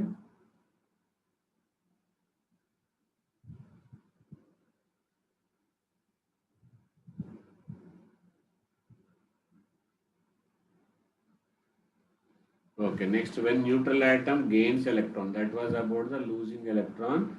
Now it is about the gaining of electron. Okay, negative ion is formed and negative ion will be larger with comparison to positive neutral.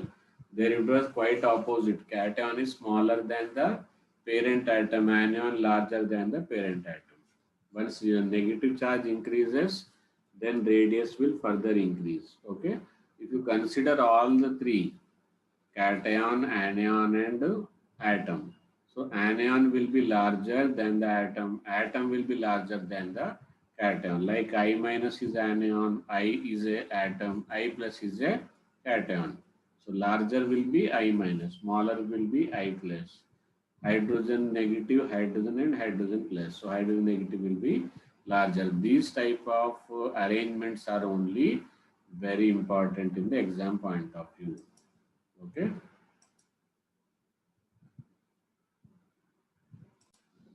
Okay, how the variation will takes place in a period or group. In a particular group, that means top to bottom. So top to bottom, what happens? Number of when comparison to atom, it is smaller, but when comparison to ion, it is larger only. Okay, so here see, when I take A plus and A minus, that time it will be like this. But if you take all ions of the same charge but group, okay, cesium will be largest because it contains maximum number of atoms. And iodine minus is largest because it contains maximum number of valency shell. Number of shells increases, then size will increase. Okay. So H plus is the smallest cation, cesium plus is the largest cation. Okay. Same way H minus is the smallest anion and F minus is the largest anion. Helium is the smallest atom, francium is the largest atom. Okay. So smallest and largest atom and ion. Ion is again cation and anion. So these are the direct bits. Okay. So I think you will remember and you will get the maximum marks.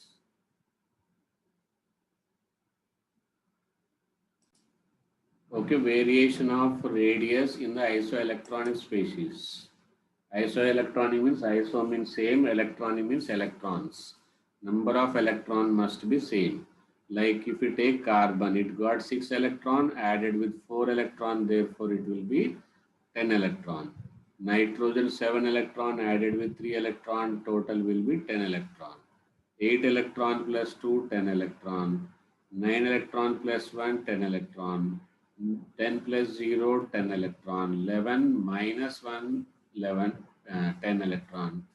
Plus 2 minus 2, 10 electron. 13 minus 3, 13 electrons. Silicon 14 minus 4, 10 electrons. So all are having 10 electrons only. Then how to arrange them? In isoelectron species, Size increases with increase in negative charge and decreases with increase in positive charge. Here highest negative, largest size. Highest positive, smallest size. This is the isoelectronic species.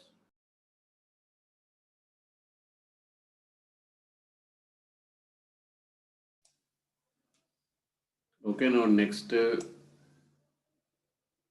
periodic property and most frequently asked property, most difficult property is ionization energy. Okay, so ionization energy, ionization potential, all the same. That is what we are going to study now. Okay, so here ionization potential, the minimum amount of energy required to remove most loosely bond, especially for the board examination. If you miss one of the word also, then it is going to affect your marks. Okay, so what is mean by most loosely bound? If you don't write what the misconcept, it will be. Okay, so from an isolated gaseous neutral atom, okay, that is called as a ionization potential. First of all, let us take one example, 3s2 3p3, 3s2 3p3. So if I write only, people write as a outermost shell. So these three are the outermost shell, these three and these two also outermost shell. But we want that electron must be removed from 3p3. So valency shell, people write as a ionization energy is amount of energy required to remove valence electron, but this is also valency, this is also valency. So out of this 3p3 electrons are most loosely bound. That's why this word plays vital role. And they don't write isolated neutral gaseous atom. Okay, see here, if it is gas, then only we will be able to give energy. We cannot give ionization energy to sodium solid because it is not in gaseous state. We cannot give ionization energy to chlorine gas because it is not isolated. Isolated means that should be only single atom. It should be in single atom atomic state. Then only this rule will be applicable. Okay. So isolated also important, gaseous state also important, and most loosely bound also important. For that purpose, energy will be always required. There is no occasion where you will get energy and electron both. Always you will get electron and you have to, as a exchange, we are giving the energy. Okay, so that's why it is always endothermic process. And the measurement is energy units only, electron volt per atom, kilojoule per mole. Here, if it is per mole, then multiply with Avogadro number. Okay, it is kilocalorie per mole. And during numericals, students are facing the problem. So that's why I am giving you the conversion here itself. Okay, one electron volt is equal to 1.6 into 10 to the power of minus 19 joule per atom. This is mostly people know, but as a direct conversion, as a short trick, we can say, as a short trick, when you multiply this with the Avogadro number, then you will get 96.45 kilojoule per mole. And when you multiply this into the calorie and per mole, then it will be 23.06 calorie per mole. Okay, see here, per mole is there and kilocalorie per mole, kilojoule per mole. Okay, so this you can use as a shortcut for solving the ionization energy numerical in the fastest way. Okay, now let's see the next one. So next one is energy required to remove electron from. There are successive ionization energies. Sometimes we may not get the stability just by the electron, one electron. Suppose if we take the sodium, now it will become stable only for one ionization energy, i.e. 1. Now it will not try to lose any electron further. It will not try to lose any electron further. But it is not the case for the magnesium. In the magnesium, what we have to do? 281. So if we give IE1, only one electron will be lost and Mg plus will be formed. And be careful, it should be in gaseous state. Okay. If somebody comes and asks you that I want ionization energy first you should check their status. It should be in gaseous state. Okay. Now you can give it to IE1. Then it will give only one electron. Okay. But there is no use because it is still 281. Okay. So it will try and try and try till the time it will get inert gas configurations. Then it will ask for one more electron, one more ionization energy. Then it will lose one more electron. Now this Mg2 positive. Okay, now it will not ask for any ionization energy because now it is octet and stable. Okay, and some people like aluminium, very unfortunate. 283. Here we have to give how many ionization energies? IE1, then it will become Al plus, then you have to give IE2, then it will become Al2 plus, and then you have to give IE3 where you will get the aluminium 3 plus. Okay, so 2 comma 8. So like that we are going to get the octet configuration. Okay, see here what is IE3? The energy required to remove electron from di-positive ion. Okay, di-positive because here it is uh, here, see, aluminium before that it is di positive, and IE1 before giving IE2, it should be uni positive. Before giving IE1, it should be neutral atom. So if you are giving ionization energy, if it is already in ground state, neutral state, it is IE1. If it is in uni positive, IE2. If it is di positive, IE3. Okay. So among them, IE3 will be highest, then followed by IE2, then followed by IE1. Okay, so this is what ionization energy requirement. Okay, so this is successive ionization energies they are called. Okay, and out of them, if IE4 is there, then again it is going to be very much high. So very important factor, ionization potential depends on what factor? Atomic size, nuclear charge, screening effect, then penetration effect and electronic configuration. Okay. So what are these? I am going to tell you. Try to understand it very carefully. Okay. So first of all, ionization energy inversely proportional to atomic size. Small atom will not lose electron because already it is small. So it won't lose electron because losing of electron will make it further small. That's why you can take for big electron because big electron have plenty of electrons. Sorry, big atom has plenty of electron. So if you ask for one or two electron, it won't think. But already small atom have few electron. If you ask for one electron, then it will feel bad and it will cost you a lot. That is ionization energy will be higher. Okay. Then ionization energy directly proportional to nuclear charge. So nuclear charge in the sense higher positive charge on the nucleus, more atomic number. More atomic number, more will be the proton, more will be the nuclear charge, then ionization energy will be increased because nuclear hold on that valence electron will be very much high. Okay. Then third is very important. Okay. This is very important, this is very important, and this is little bit important. We will study some sequences. Actually, the theory is important to understand, but until unless you understand and don't apply, there is no use of understanding. Okay. So screening effect means it is just like a common sense. Suppose this is a nucleus. Okay, this is first orbit, this is second orbit, this is third orbit. Okay, now we will consider a hypothetical situation. This is not possible actually. So same type of atom is there. Okay, same type of atom is there, but problem is that in that electrons are there in intermediate shells also. This valence electron is there, so electrons are there in the intermediate shells. Okay. So because of that, the nuclear hold on this valence electron will be less. Okay. Because electrons are keep on moving in between. In between they are keep on moving. Okay. But here only one electron and one nucleus. So their attraction will be very high and high. Okay.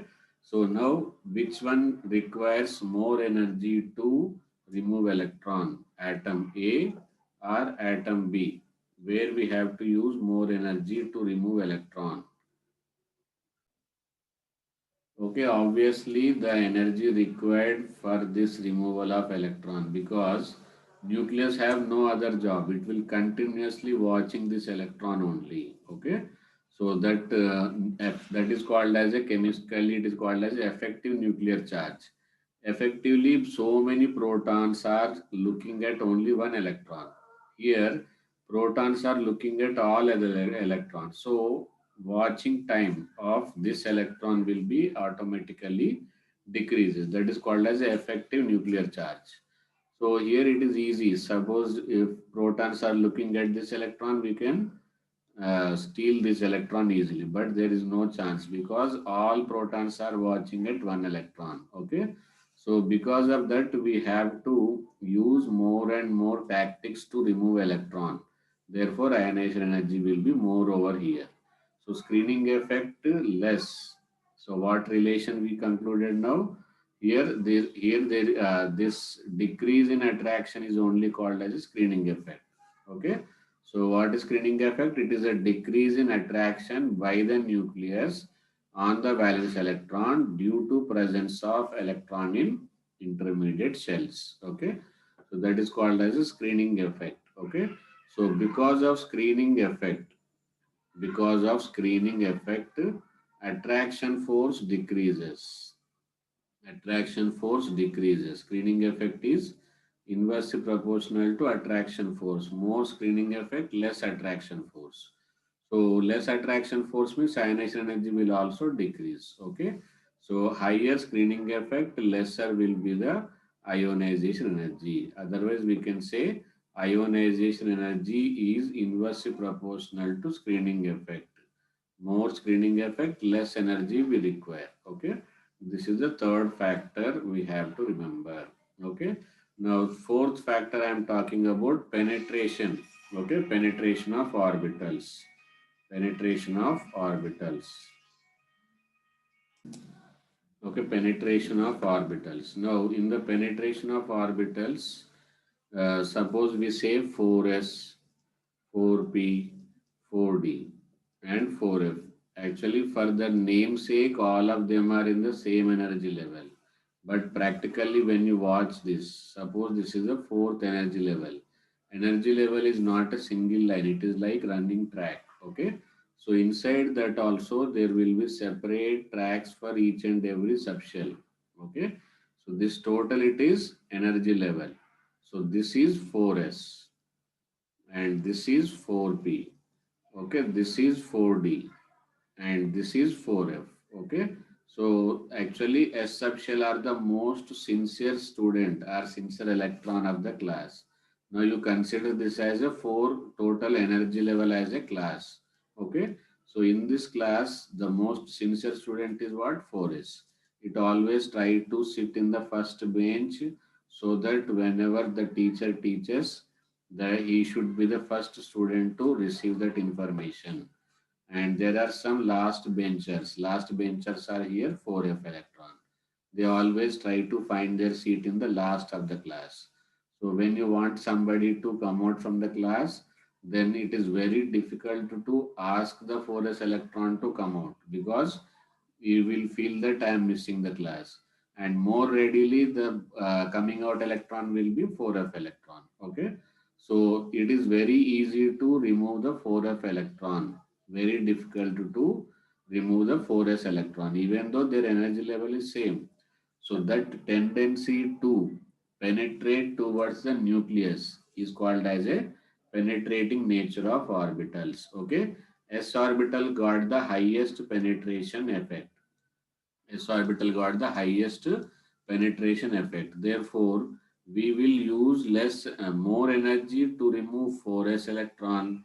We will use less energy to remove 4f electron. Okay. So that means ionization energy directly proportional to penetration effect. Directly proportional to which effect?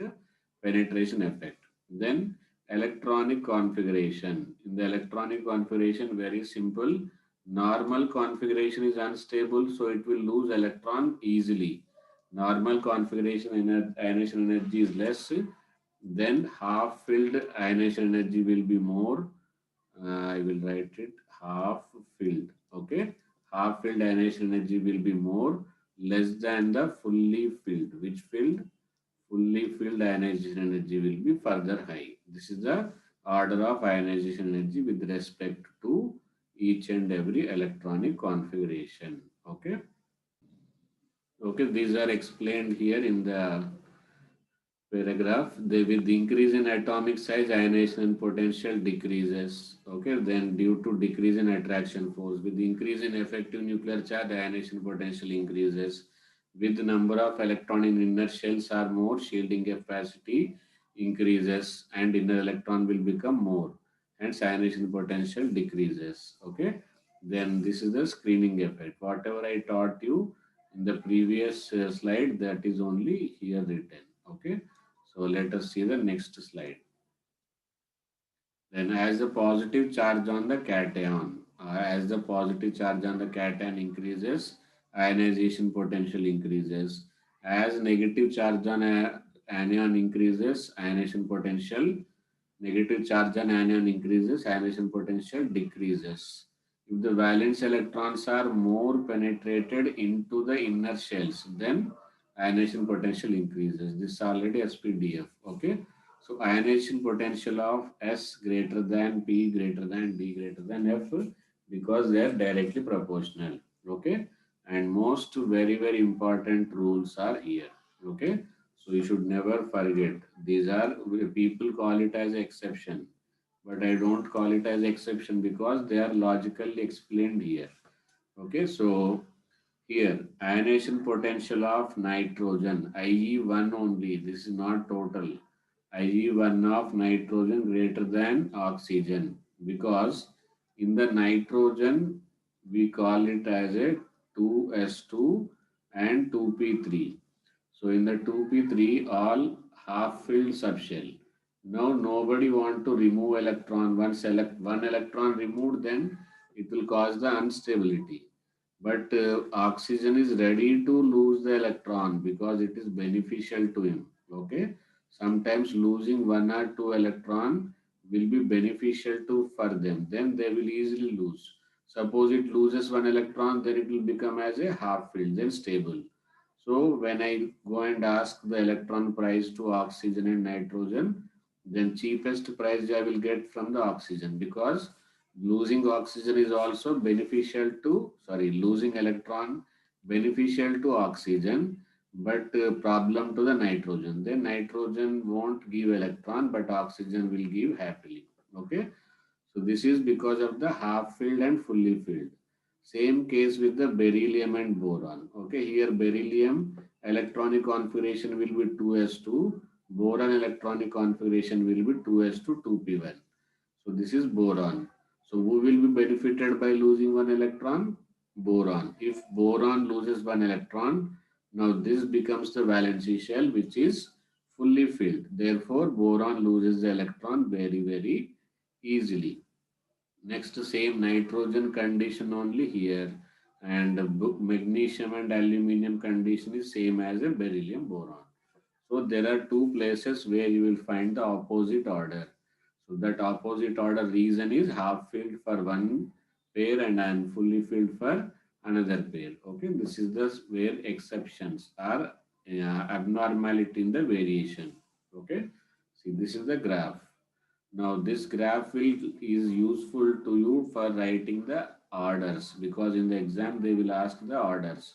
See, highest ionization potential will be of helium. Okay, so you need not to worry much about the hydrogen. So highest ionization potential in the total universe will be helium only, because smallest and most stablest. Okay, so atoms of inert gas have highest ionization potential due to presence of completely filled orbitals. In the graph shown relation between the ionization potential and the atomic number. Okay, so here up to neon also, even though neon also inert gas, but you can see here it is less than the corresponding inert gas. Okay. Now inert gases appear in the maxima, and what these are the lithium alkali metal. Alkali metals are at the minima. Okay. So alkali metals are at minima, and inert gases are at the maxima. Okay. So actually the graph should be, if in a period, if I am drawing in a period, then graph should be lithium lowest, okay, beryllium lowest, boron next increases, then carbon increases, okay, then nitrogen should increase, carbon, nitrogen, oxygen, fluorine. This should be the fluorine, neon. Okay, this should be the graph. So lithium, beryllium, boron, what is this? Carbon, nitrogen, oxygen, and fluorine and neon. Okay, so this is the actual expected graph, but it will be converse. Why? Because there are some more problems will be there, some more factors are there. Beryllium, lithium to beryllium, it have to increase, no problem. But beryllium to boron, it will decrease. Okay. Why? Because this is fully filled, this is normal. So according to the factors affecting, fully filled have the more ionization energy than the normal. Then it will start increasing and increases. Okay. Increases up to nitrogen.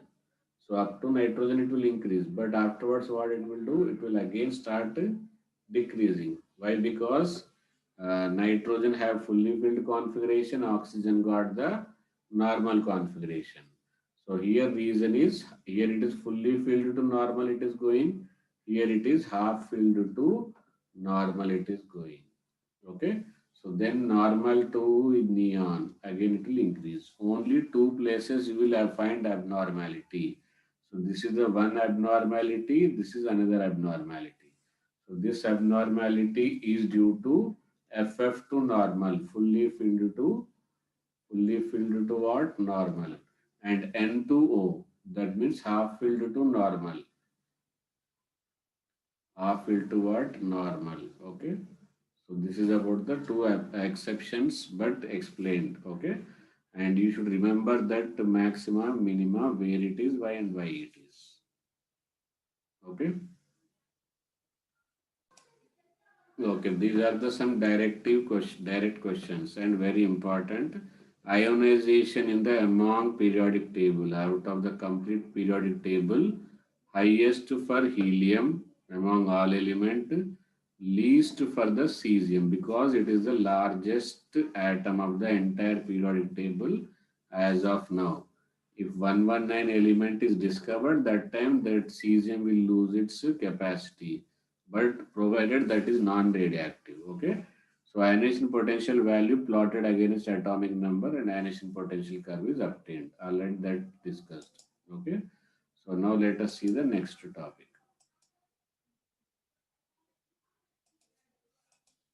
Okay, variation of the ionization potential, variation of ionization potential in the periods and group. Okay, so here in the periods and group, how it is varies and why it varies.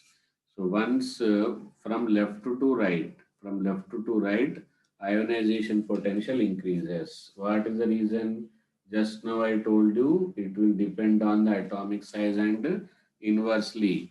Small atom very difficult to lose. Initially, you will find alkali metal bigger in size, so they will lose electron easily. But last, you will find halogens which are small and inert gases which are further not ready to lose any electron. Therefore, effective nuclear charge on increases and ionization potential also increases.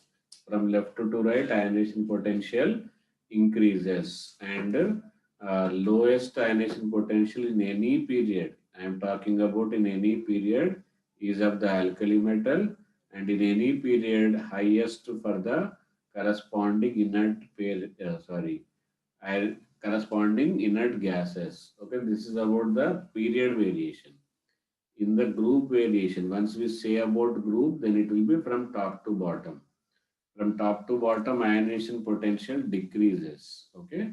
because atomic size what is happening increases, and primarily valency will remain same, so electronic configuration will remain same. There is no exception due to electronic configuration. Size increases down the group, therefore ionization energy decreases. Okay, so this is about the variation of ionization energy and its five factor. Okay, now let's see the next one. So these are the some direct questions again. Highest lithium, lowest cesium, like that, some direct orders. Okay.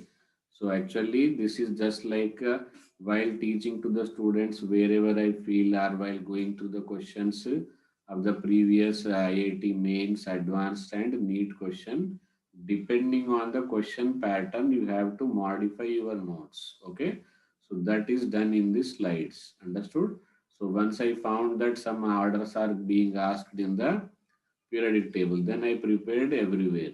And but because of the memory, day by day, memory of the mobile phone is increasing, but memory of the human being decreasing. Earlier we used to remember the all phone numbers of your friends and family, but nowadays GB memory of internal memory only giving. So people started not using their own brain memory. Okay, so considering that, I will tell you where you have to be highlighted. Okay, here highlighted values are beryllium, highlighted values are nitrogen. Why here it is less than, but here greater than. Less than, but here greater than. And reason just now I told you, because it have the half filled. Nitrogen have which filled? Half filled. Okay. So therefore ionization energy will be higher. Same way beryllium also will be higher. Why? Because fully filled. What is the reason? It is because of the fully filled. Okay. So this is the reason behind variation where opposite is there. But once you talk about the IE2, IE2, that means already one electron is lost. So this will be one electron after it is losing, 2p1 will be lost. Then this will be 2s2. And here oxygen will be 2s2, 2p3. So wherever half filled or fully filled, here why it is, here we have to write fully filled configuration of B plus. Okay, here fully half filled configuration of O plus. So this is about the variation and their exceptions with proper reason of the ionization energies. What ionization energies? IE1 and IE2 in period. Which period? Second period. Similarly, you can apply in place of the beryllium, you will get magnesium. In place of nitrogen, you will get phosphorus. And same will be copy pasted for the magnesium and sulfur also. Okay.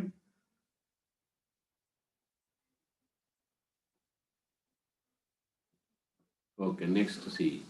Ionization potential is lowest with cesium, highest with the helium. IE1 I am talking about. Okay. Now IE1 of beryllium is greater than boron due to completely filled s subshell, more penetration of s orbital. Okay. Similar case you find between the magnesium and aluminium also. Beryllium, boron, magnesium and aluminium. Okay. So after this taking into consideration, then variation of ionization potential in alkali metals. Okay. So lithium has the highest, cesium has the lowest ionization energy. Okay.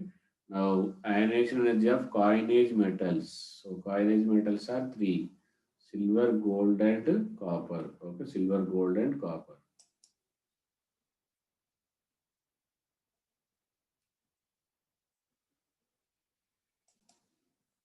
Okay, now let's see the next one.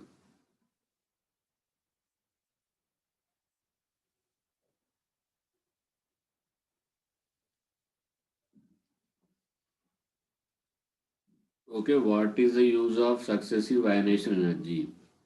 With the values. Every time there will be a question from the periodic table, if they pick up, this is a favorite topic for them. Okay. Successive ionization energy can be used to find out the number of valence electron. Okay.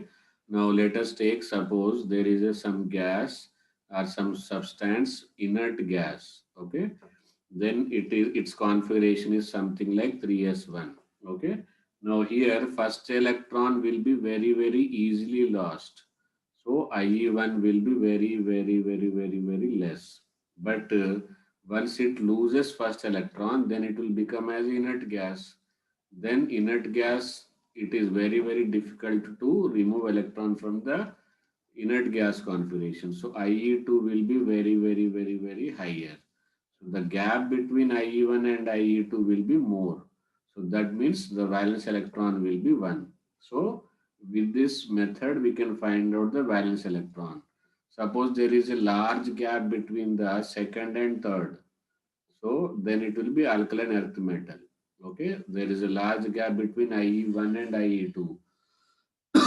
Then alkali metal. Like that, this type of values are very useful to find out the number of valence electron. Okay, so equal to atomic number. Okay, theoretically number of ionization energies. Actually, we say aluminium normally we will find out up to 3, but removal 13 electrons also possible, but practically it is not possible. So if 13 electrons are there, therefore it will have 13 successive ionization energies. Okay, so based upon this, remember how to find out the valence electron group period, like that. So many questions will be there. Okay. After that, after the ionization energy, very similar topic. What is that similar topic? Yes, it is electron affinity or electron gain enthalpy. Okay, electron affinity or electron gain enthalpy. So it is just opposite, but variation will be very similar. Okay, so once you wanted to give electron as a trend or as a tradition, it will give you energy. Okay, only thing, suppose there is one person and you want electron from him, then what you will give, you will offer something to him, then in turn he will give you electron. That whatever you offer to him will be ionization energy. Suppose when you are giving something to that person, electron, so your expectation is that you will get something. That something is called as a electron affinity. Okay, so electron affinity is what we get in return when you offer electron to atom, and ionization energy is an energy we give when you accept electron. Okay, so this energy is required, we are giving it to the atom, and here we are getting, so this will be released. Okay, so electron affinity or electron gain enthalpy will be exothermic reaction. So this is because it is released. Okay, here we are giving electron, so we will get energy. In the ionization energy we are getting electron, therefore we are giving energy. Understood? So the atomic property which gives up an idea of tendency to accept electron to form anion. Okay, now the amount of energy released is called as, here also same neutral isolated gaseous atom. Whenever don't give electron, don't take electron in public, always ask him to come separately. Okay, because if somebody sees, then it will be very bad. He will feel that he is giving electron or taking electron. That's why don't do this type of job in the open, what to get in the crowd places. So suppose you are giving electron to the halogen, ask him to come separately. Even other chlorine also you can't believe. So first you should break, that is called as isolated gaseous atom. Now you will call the chlorine outside and it should be in gaseous state. Then you will give electron, then he will give some energy. That energy is called as a electron affinity. Okay, so that's why this word is very important, neutral isolated gaseous atom, and where that electron will go, outermost shell. Understood? So Ea1 and this is gaseous plus one electron, that is Ea1. So you can write in two terms, as a plus in the right side or delta H minus. Okay, when you write delta, then it will be minus. Most probably this will be minus, because still some people are on the earth, they want both. They want electron also, they want energy also. Okay, such cruel people, that time we have to give both of them. Okay, we have to give electron also, we have to give energy also.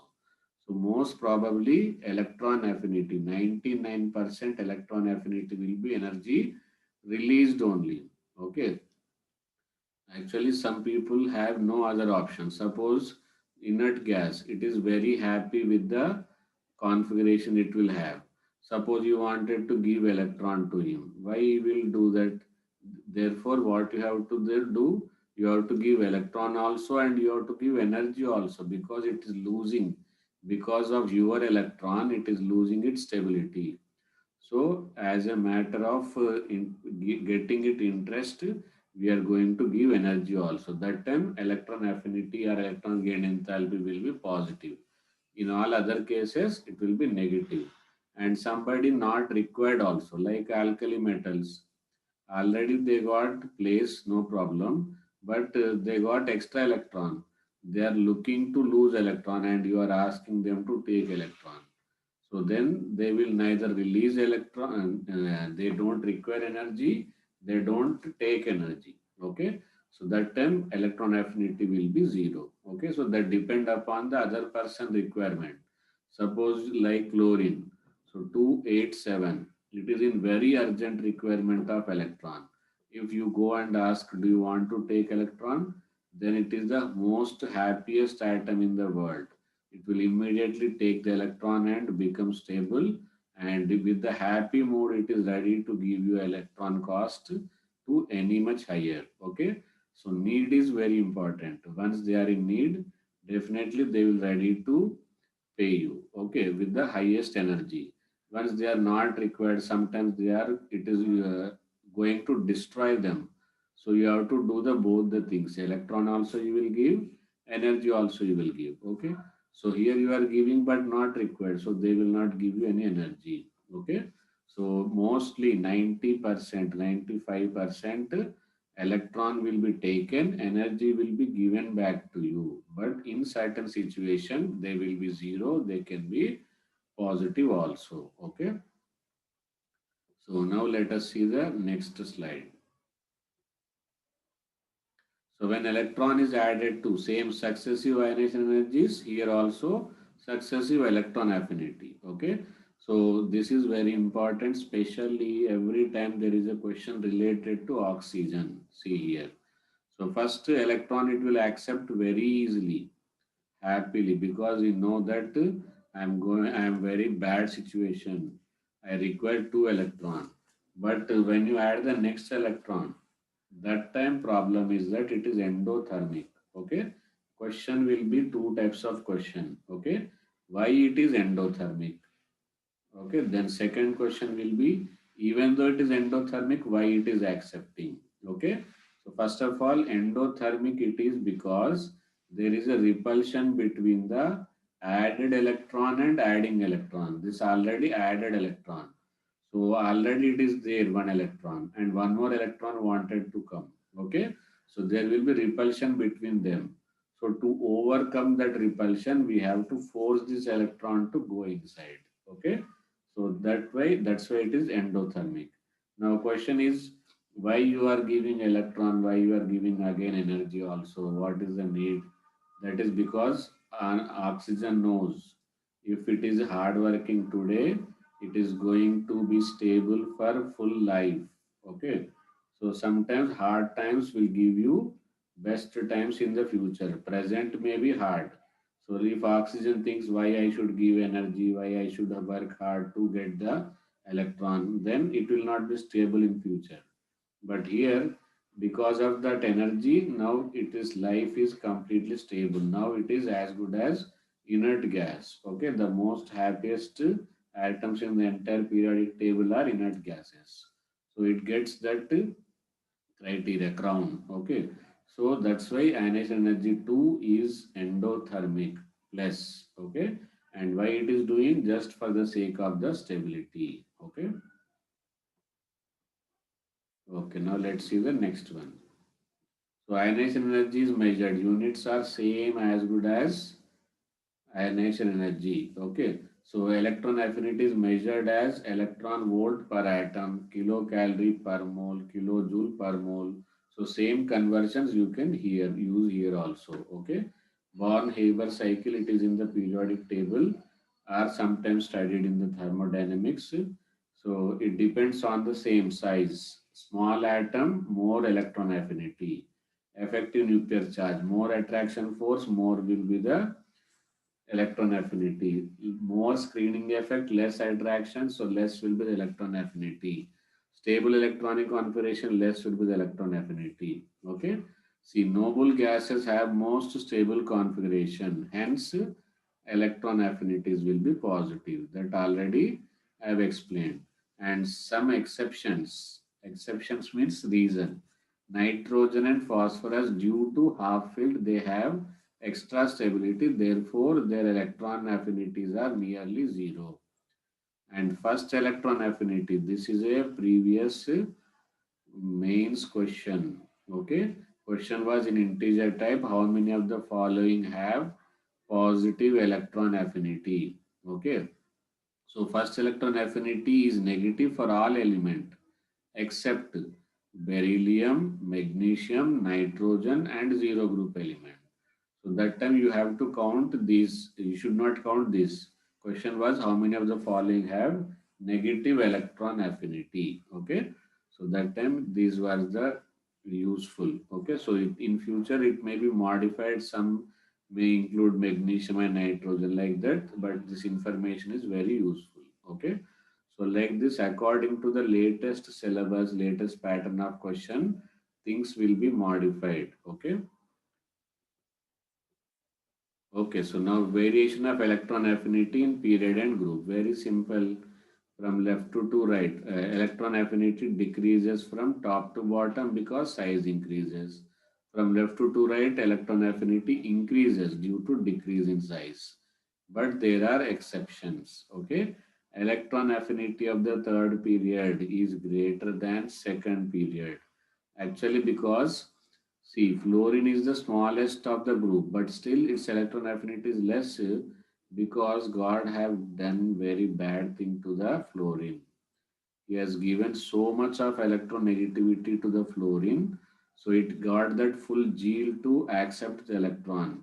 But he has not provided the place to electron keeping. Okay, so when electron with the full attraction, it will ask the electron to come. But the other electron which are already lying, seven electron which are already lying, they feel uncomfortable when eighth electron comes because this is made only for 8 electrons. So they will repel them. Okay, that's why energy released will be less. But in case of the chlorine, see, this is very big and its capacity is how much? 18 electron. Okay, so when 8th electron comes, the remaining 7 electron don't feel any problem. Okay, because so much of space is there. If 8th electron comes, there is no comfortability felt to this 7 electron. That's why chlorine will release more energy than the fluorine. Same problem with sulfur and oxygen, same problem with phosphorus and nitrogen, same problem with the silicon and carbon. Okay, so these are the exceptions with the proper reasons. Okay.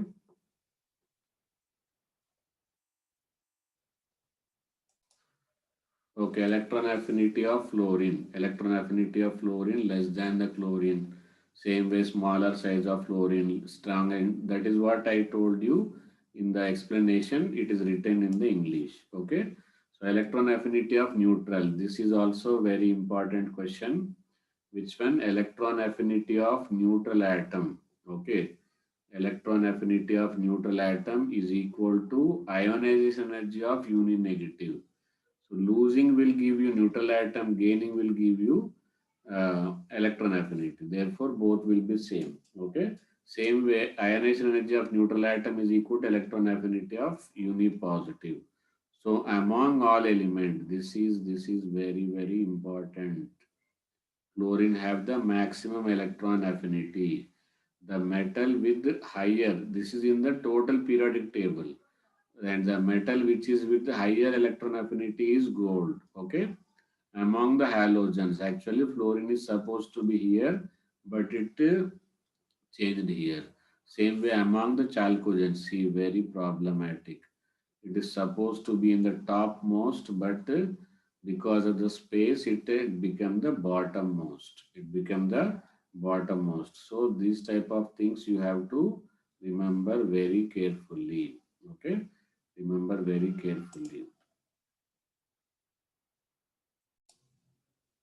Okay, after electro-ionization energy and electron affinity, both are very important topic.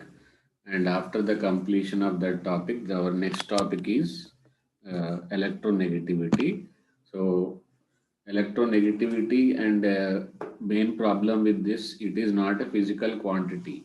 Okay, so it is property of an atom in the molecule. You cannot identify the electronegativity as an individual quantity. Okay, so in the molecule only you can find out because it is a comparison. Same atom can have different electronegativity in different molecules. That's why what is the electronegativity definition? Then you will understand. It is a tendency of an atom to attract shared pair of electron towards itself. Shared pair of electron towards itself. That means suppose shared pair when you talk about there should be another atom, then molecule. That's why we cannot calculate the electronegativity of an atom individually. We can calculate only or we can identify the electronegativity only in case of a molecule. And in that also it is related to shared pair, not related to lone pair. Lone pair or it is also called as unshared electron. Okay. And electronegativity is a relative property. Therefore, there are no units. It is more electronegative or less electronegative we can say, but how much electronegative we cannot say. That is what the electronegativity definition. Okay. So let us take suppose A is there and when it is attached with B, so A is providing one electron and B is providing one electron. So this is a both should equally share this electron. B should equally share this electron and our A also should share this electron equally. But because of the difference in number of proton, difference in size and various factors, there will be unequal sharing. So let us take B pull by the B. Pull by the B is more over this electron, more over this electron, and pull by A is less over this electron. Pull by the A is very less. So that means B is more electronegative with respect to A. So that with respect to is there. So it is in molecule and there is no units for this. So it is just like a scale. We can like pH, the ionic equilibrium. There is a chapter where pH, okay, potential of hydrogen. So it is only relative quantity. It have more potential to lose H plus. So more like that pH. So pH is a scale. Likewise, electronegativity is also a scale. Okay. So now let us see the next part. Okay, Pauling scale. So to as we don't have any units, we will follow the wherever we have to compare something, we will take some respect.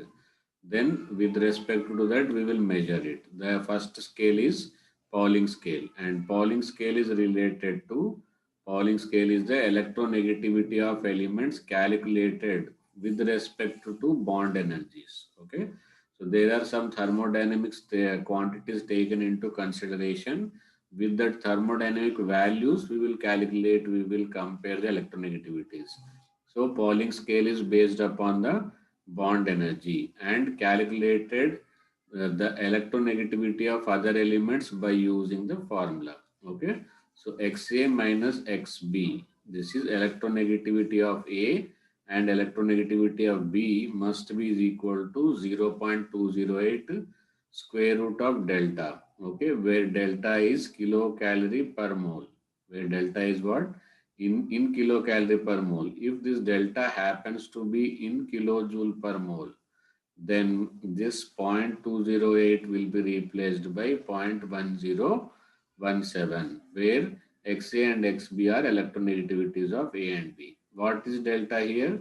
It is a measure of polarity of the AB bond. Okay. So actually bond energy, okay, experimental bond energy minus theoretical bond energy. So actual bond energy we can calculate experimentally or it will be given. Theoretical bond energy must be half of the AA and half of the B. Must then the difference is called as a delta. Okay. So otherwise we can say bond energy of AB minus half into bond energy of AA plus bond energy of BB. Okay.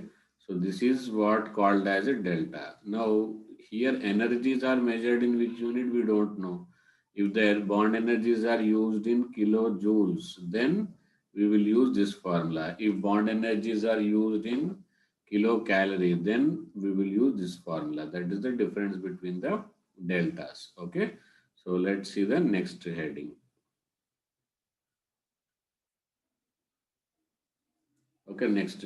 So here problem is that we know A or B, then only we can calculate other part. Okay. So here we are saying very simple that XA minus XB.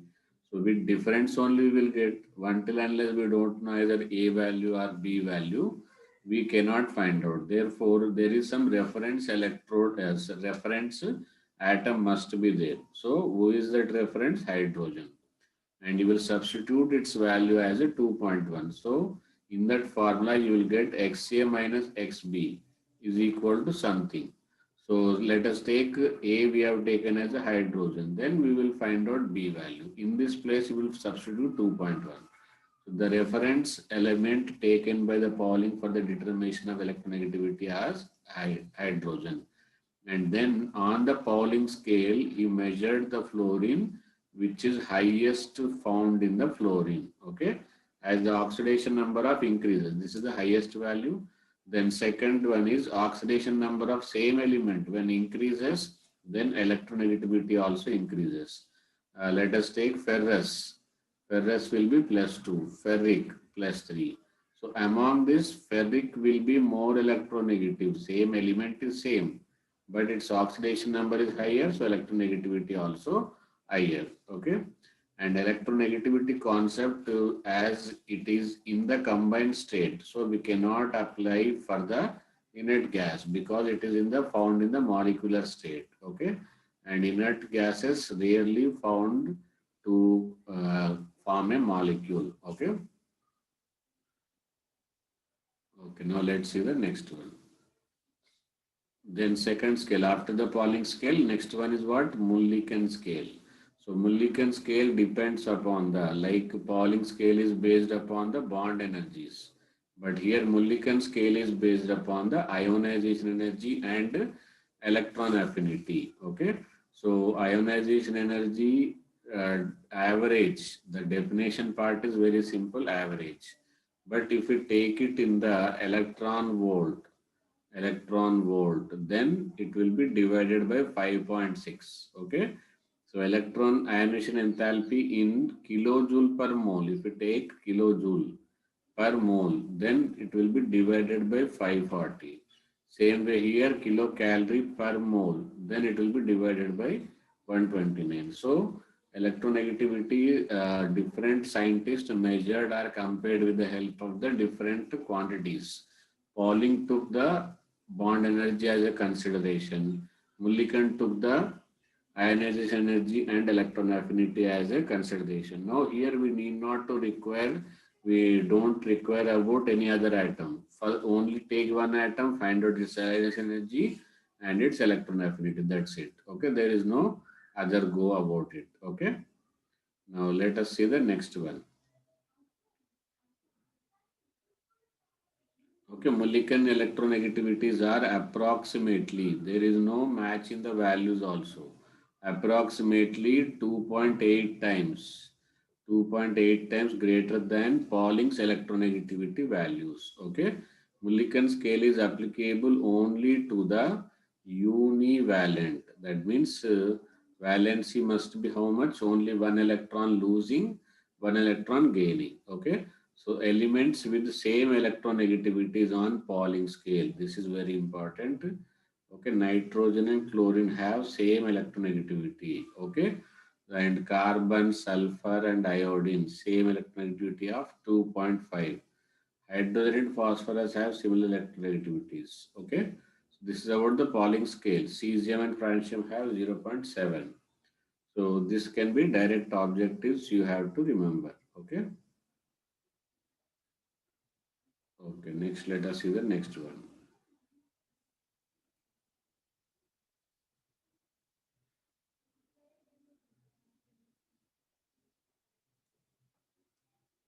Okay, next variation of electronegativity in groups and periods.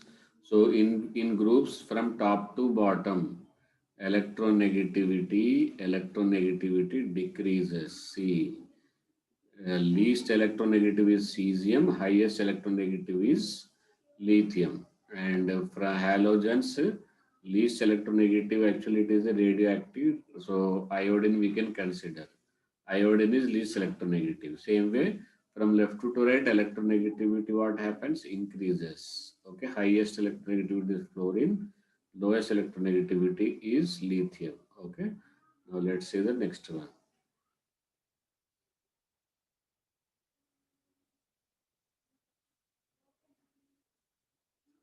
Okay, next in a period, these values very important, highest and lowest. Already just now we have studied electronegativity. In period, halogen has the highest electronegative and alkali metal have the least electronegativity. Okay, out of this, highest electronegativity is found for the fluorine. Second highest found for the oxygen. Third highest is found for the nitrogen and chlorine. It is how much? 3. Okay. Then least electronegative element is cesium. And noble gases have zero electronegativity because they don't want to attract the electron, even they don't want to lose the electron. Okay. So once you are perfect in electronegativity, you need not to worry about the electropositivity. Opposite to the electronegativity is only electropositivity. Okay. So next, nature of chemical bond. Okay. When you are when there is a Fajans rule in the chemical bonding, there is a rule Fajans rule. Polar or ionic. Okay. So that only there we can compare. But how much percentage ionic, how much percentage covalent we cannot say by the Fajans rule. And electronegativity percentage, how much ionic and how much covalent. This topic again we will discuss, but in the with the different formula. In the chemical bonding also we will discuss. Okay, but there it will be S percentage character. Okay, so based on the S percentage character also we can find out the electronic percentage ionic character, percentage covalent character, and based upon the uh, what do you say electronegativity also we can find out the percentage ionic character. So when electronegativity difference is less than, suppose A and B is forming the some polar covalent bond, and we don't know whether it is mainly ionic or covalent. So we will find out the both electronegativity and subtract both of them. Then you will get something 1.7. So if it is exactly 1.7, that means it got 50% covalent character and 50% ionic character. When difference is more than 1.7, that means it is completely or more ionic. Okay, less than means more covalent. Then electronegativity values are useful in writing the formula of the compound. Suppose we don't know whether we should write NaCl or ClNa. Okay, simple, find out the electronegativity.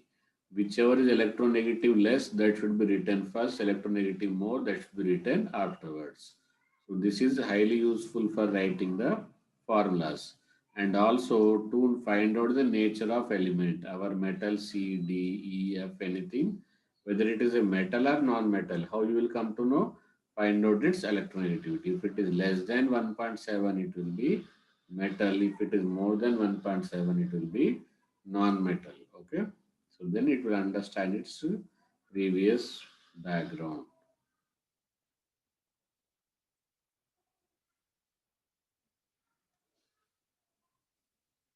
Okay. Next, after the electronegativity, we need not actually, we are supposed to positivity, we are to supposed to electropositivity, but just opposite. If electronegativity increases, obviously electropositivity decreases. Opposite to that, okay? Whatever the variation, what are the thing we have done in the electronegativity, just reciprocate it, then you will get the electropositivity, okay? Then coming to the valency of an element, okay? Valency of an element is the number of hydrogen atom or double the number of oxygen atom which can combine with one atom to that element. Okay. So let us take carbon. Carbon can combine with four hydrogens. So carbon valency is how much? Tetravalency. Otherwise, carbon can combine with two oxygens. So twice the number of oxygen, therefore four. So you can take any way. It depends whether it is able to combine or not. Therefore, we can use either oxygen or we can use hydrogen also. Okay. Now, even valence of element is not constant. Its valency will keep on changes depending on the availability. Okay. Suppose you take HCl. Here valency is 1. But ClF3. Here valency will be 3. Combining capacity. Okay. Maximum valency. Exhibition of more than one valency by an element is called as a variable valency. There are some elements which will not deviate from its own valency, like alkali metal. Sodium, you do any damn thing, it will not change its valency or oxidation number more than +1. Okay, you will never find it changing. But there are some cunning elements like Fe. It can change sometimes +3, sometimes S +2, sometimes 0, like that. It will keep on switching over the oxidation number or valency. Okay, that valency is called as a variable valency. Understood? Then maximum valency of representative. What is representative elements? In the block we have studied. Okay, S and P D S and P block elements combinedly called as what? Representative elements. S and P elements are combinedly called as a representative element, and it is equal to the number of electron present in outermost orbit of an atom. Okay, outermost orbit, suppose Cl you will takes 287. So maximum valency it will be 7. Okay. And it is applicable only for the S and P block only. Like alkaline earth metal, they will have only 2 electrons. Therefore, maximum valency is how much? 2. Okay. So this is what the maximum valency finding trick. Okay.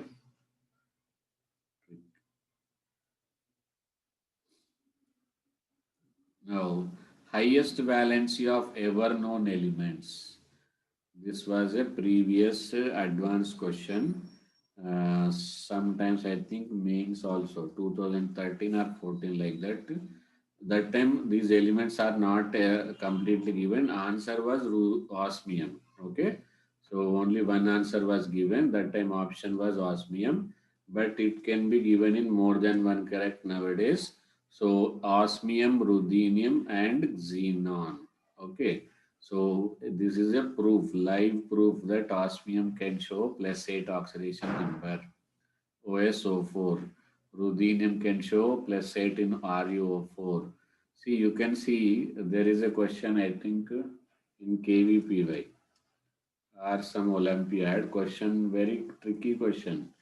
See, everybody says that fluorine extracts the maximum valency. But see here, maximum valency of osmium is with oxygen.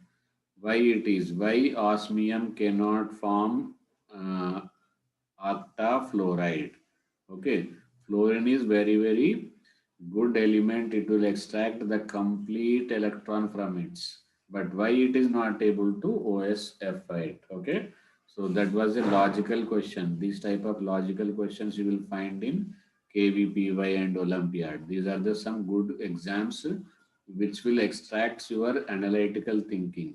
Not only bookish reading is always successful. Okay, so actual simple thinking, if it is combining with 8 fluorine, let it be any big atom, it is impossible to hold the 8 fluorine around it. Okay.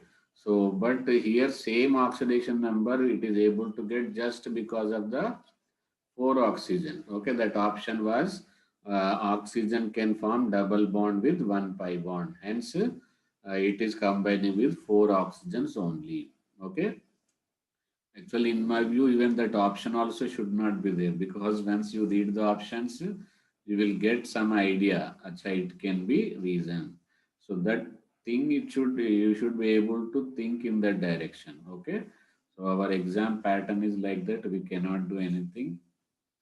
Okay, so covalency is the number of covalent bonds formed by element. Valency is again further three types: covalency, electrovalency, and coordinate covalency.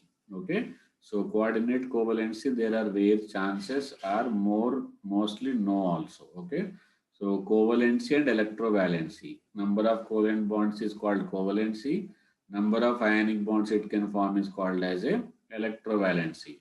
Like sodium possesses electrovalency. Same way hydrogen possesses covalency. Okay, NaCl and LHCl. Here hydrogen exhibits covalency of 1. Sodium exhibits electrovalency of 1. Okay, so that is the difference between covalency and electrovalency. But anyhow, they are doing their job but in the different direction. What job they are doing? They are forming the bond. Okay, so somebody forms bond by losing, somebody forms by gaining, but their final aim is to get what they wanted to get, this.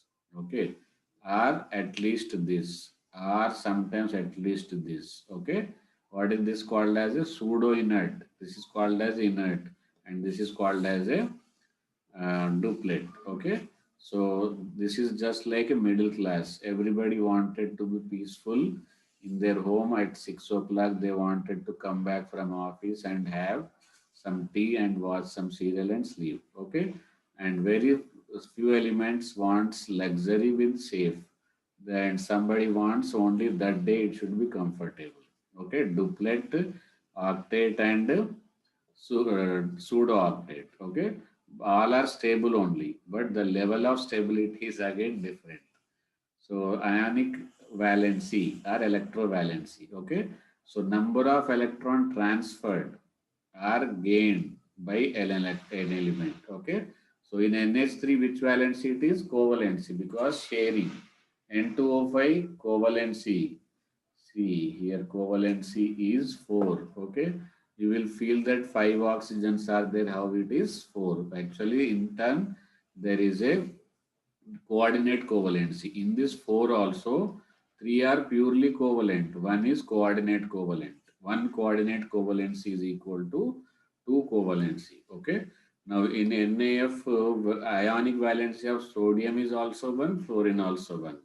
But in AlF3, aluminum valency is 3, but fluorine valency is 1. Okay. So these are the representatives. See, after the 2, directly we jump to 13, because representative elements means S and P block.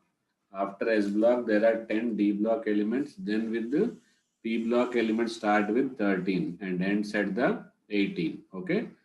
So this is the minimum valency will be the same number of electron. Minimum valency. Okay. So here 5 is there. Now they got chance. Either they can get 3 electron to get octet, or they can lose 5 electron to get octet. Okay, or duplet. So if these people will show the variable valency. Okay. These people don't show the variable valency. Alkali metal and alkaline earth metal. Actually, these people are very unfortunate. They don't want to show variable valency, but because of one effect. What is that effect? Inert pair effect, they will show. Okay. So this is about the valency. Okay. Now let's see the oxidation state.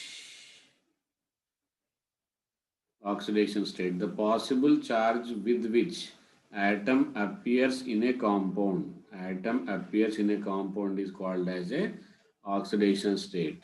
Suppose if you wanted to know the oxidation state of one element, you have to take out the all elements around it. Then residual charge on it will be called as a oxidation state. Okay. So suppose if one person is writing the exam in examination hall, so actually that marks may not be his own marks. Okay. So because he will get some input and some input will be positive answers, some input will be wrong answers. So the answers he is giving is combination due to the combination of here his friends. But if you wanted to know his original marks, bring out all the students from that room, then you will come to know the his originality. That's why like SO4 2 negative. This is a combined effect of sulfur and oxygen. But if you wanted to know only about the oxygen, take out all oxygen, then you will come to know acha, it is because of the sulfur only plus 6. Okay. So that is a residual charge left over on an atom after all other atoms are removed with their corresponding states. Okay. So S block element oxidation number is equal to group oxidation number plus 1 and plus 2. Oxidation state may be positive or negative during our fraction also. Okay. But fraction is not a good idea. Fraction is only when it is average oxidation number. Okay. Absolute oxidation number can never be fraction. Okay.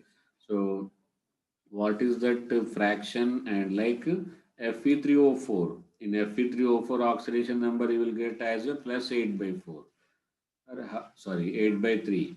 How it is possible? If I say suppose sodium plus 1, that means it is losing 1 electron. Okay. And same way if I say oxygen 2, that means minus 2, it is gaining 2 electron.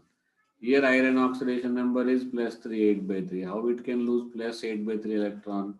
Okay. And already J.J. Thomson said this is the smallest particle in the world. Even after my life also you cannot divide it into further parts. And this iron says now I can divide 8 electrons by 3 parts. It is not possible. Actually, this is average of the iron. 2 iron are at the plus 2, 1 iron is at the plus 3. Sorry, 2 iron at the plus 3 and 1 iron is at the plus 2. So total plus 8 among the 3 iron. Okay.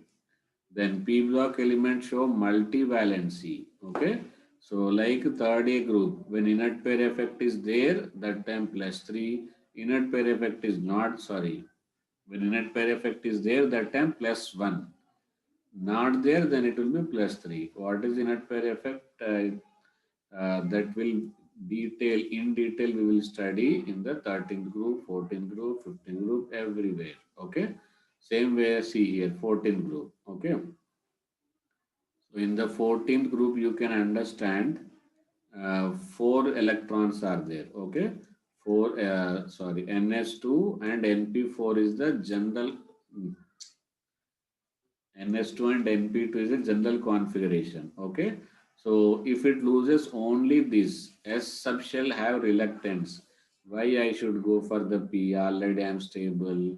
I won't go. That tendency is called as a inert pair effect. Okay. So when their inert pair effect is there, it won't go. So that time plus 2. Some S electrons are very good. Okay. That time they will feel that no, it is also in my energy level. It is my responsibility to get it stable. Okay. So then this will participate. That means inert pair effect is minimum. So that time all will combinedly participate. That time oxidation number will be plus 4. Okay. You will find that unity in small atoms and you will find non-unity in the big atoms. So that means inert pair effect down the group increases, therefore oxidation number decreases. Okay. So in the lower states like lead, okay.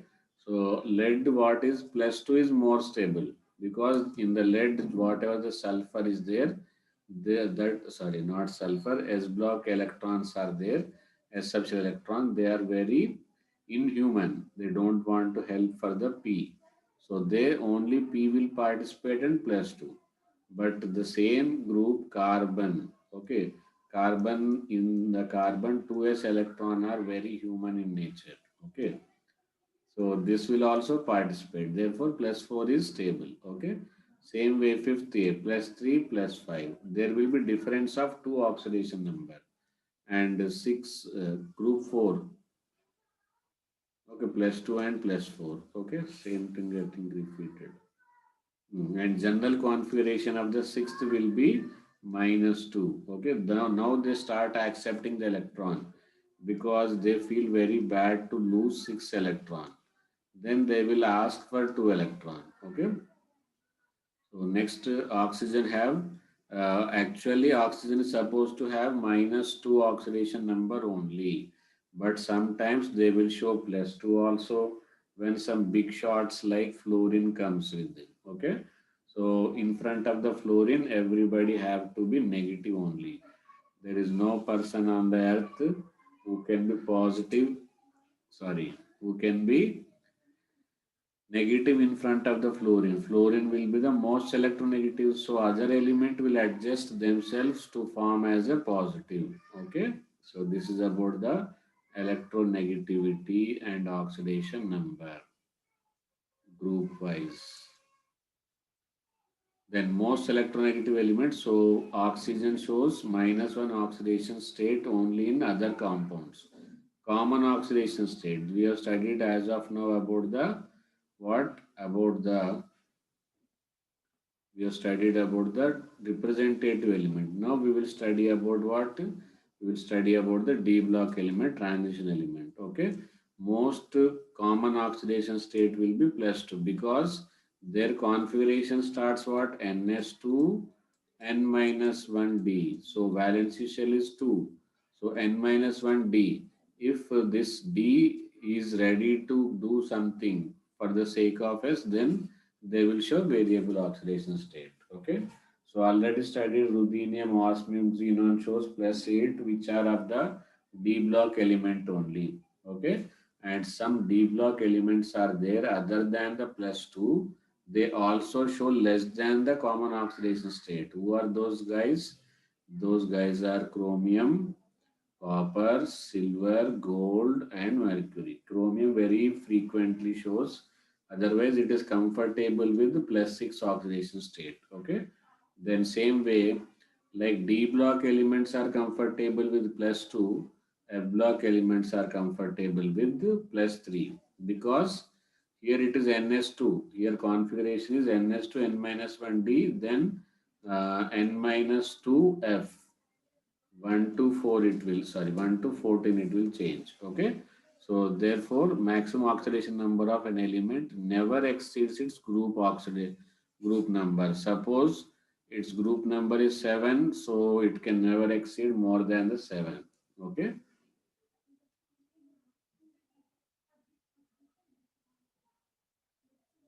Okay, next metallic and non-metallic nature. Actually, if you study metallic, then you need not to worry non-metallic. Okay. If an element of low electron negativity and high electropositivity, then it will have high metallic nature. So metallic nature directly proportional to electropositivity, inversely proportional to electronegativity. Okay. So group 1A and 2A have all strong metallic nature and group 6 and 7A all have strong non-metallic nature. Simply non-metallic down the group decreases and metallic down the group increases. And from left to right, metallic nature decreases, non-metallic increases. Okay, very simple formula. Okay, then order of metallic nature. Okay, alkali metal greater than alkaline earth metal greater than D block greater than P block. Most highly metallic element you will find in the very starting. Okay, that is alkali metals of each and every period. Then these orders are very important and you will underline and read 2 to 3 times. Okay. So the order of increasing metallic character of silicon, beryllium, magnesium, sodium, phosphorus. So they are belonging to same period. So highest electron positivity will be from the starting metal sodium. Okay. Starting metal what? Sodium. Okay. Okay. Then order of metallic nature, next one. So potassium, same order. Non-metallic nature. Fluorine is the most non-metallic. Next, more important point is fourth point. The metallic nature of elements in carbon family. Carbon and silicons are non-metal. Germanium is a non-metal. Sorry, metalloid. And then when you come down again, tin and lead are metals. Okay, metals are solid at room temperature except who is that? Mercury. And non-metals are gases at room temperature except bromine, which is liquid. Other than this, people know about the mercury only. The problem is with the gallium and cesium. They are 303 and 302. That means 30 degree and 29 degree. Okay, so when there is a high room temperature, okay, normally we will take 25 degree as a room temperature. If it is 29 or 30 degree, that time they will also exist as a liquid. Who is that? Gallium and cesium. Okay. So at room temperature, we cannot say they are liquid. Understood?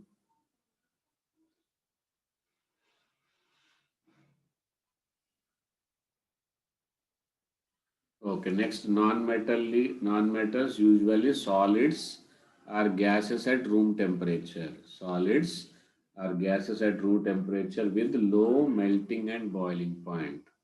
With what? Low melting and boiling point. Okay, boron and carbon are exception. Actually, borides are very strong, and already you must be knowing diamond is also strong. Being a non-metal, they are so much strong. Okay, so some elements in periodic table shows both metallic and non-metallic nature. They are also called as a metalloids or semi-metals. Silicon, germanium, arsenic, antimony, tellurium. Okay, these are the examples of what? Semi-metals are metalloids. Okay. Now let's see the next one. Acidic and basic nature. Okay. Very important orders you will get. Based on the nature of oxides, they are classified into how many types? Four types of oxides. Okay. First one is metal oxides. Actually, when metal oxide dissolved in water, they will give you the base. Let us take Na2O. Okay, this is a metal oxide. So when I add water to it, then what it will form? It will form NaOH, okay, which is a base. Then non-metal oxides, okay, suppose sulfur dioxide. When I add water to it, then it will form H2SO3. H2SO3. Therefore, it is a non-metal oxide. Amphoteric. Okay. Amphoteric means which it can react with acid as well as base. Okay. Neutral oxide means which does not react with water to form neither acid nor base. Okay. React with both acid and base is amphoteric. React with neither is called as a neutral oxide. Okay. So total how many oxides now? Four oxides, four types of oxides. Then metal oxides, example, sodium oxide, barium oxide, magnesium oxide. Okay. Amphoteric metalloids, As2O3, Sb2O3, and neutral oxides are like CO, N2O, and NO.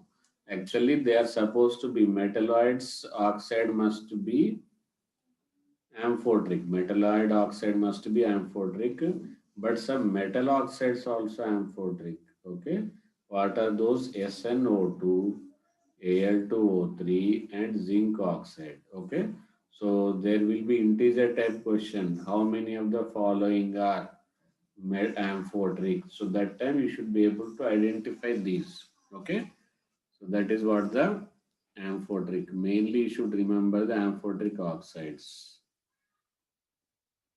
Okay, then acidic oxide dissolve in water, that already I told you. Now main thing, variation. Okay, on this basis only. This type of questions you will get it in the integer type, and this type of you will get it in the more than one correct or single correct. So in the group from top to bottom, metallic nature increases, therefore basic nature increases. Basic nature increases, acidic nature decreases. Okay. So from left to right in a period, basic nature decreases, acidic nature because non-metallic. Okay. Okay. Now next one, diagonal relationship. Okay.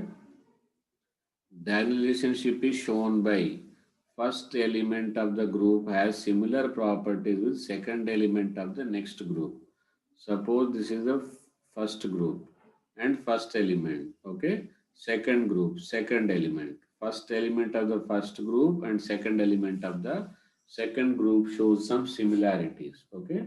That similarity showing property is called as a diagonal relationship. Okay, beryllium shows with aluminium, boron shows with silicon. Okay, that is what the diagonal relationship is. Okay, after and actually this is applicable maximum type of diagonal relationship is shown by up to third group only. Okay, after that they will be negligible or you can say zero also sometimes. Okay, why diagonal relationship? Why they are showing? Okay, mainly you will get this answer in the options due to similar polarizing power. The main answer you will get as a similar polarizing power. Similar size of atoms, similar electronegativity, similar polarizing power. Actually, combined you combine all these topics, then you will get first and second, then you will get the polarizing power. Okay. Polarizing power is directly proportional to charge, inversely proportional to size or radius. Okay. For example, beryllium and aluminium are diagonally similar. Example here, beryllium is also oxide is also amphoteric, Al2O3 also amphoteric. And on hydrolysis, this will converted into methane. Even this carbon also converted into methane. So these are the some proof that they are in relationship with relationship, diagonal relationship. Okay. Now let's see the next one. Anomalous properties. Anomalous properties is shown by the second period element. Shown by what? Second period elements. First element of each group. First element of each group. First element of each group except okay, first element of each group in S and P block except noble gases differ with the other elements of the group in many aspects. So, for example, alkali metal, first element is lithium. Alkaline earth metal, first element is beryllium. Like that, they will show some dissimilarities with the own group element. Okay, that is what called as a anomalous behavior. Okay, so anomalous behavior means showing the differences with the own group elements is only called as anomalous behavior. Okay, they form covalent compound, but rest all are forming ionic compound. Third A group maximum covalency of boron is 4, but other covalency is 6. First member of the p block element shows ability to form p5p5, but others cannot show. Like nitrogen can form triple bond, double bond, carbon can, and chlorine can. But you don't find such similar double bond or triple bond with the subsequent element. Okay, so that is what the anomalous behavior examples.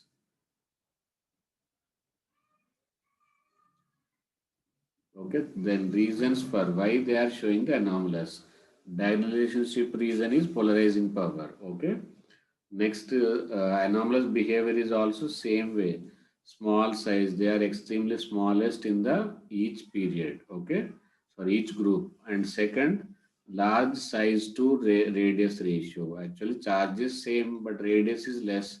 Once denominator is less, then total value will be more. Okay. Then high electronegativity, absence of vacant orbitals, d orbitals actually.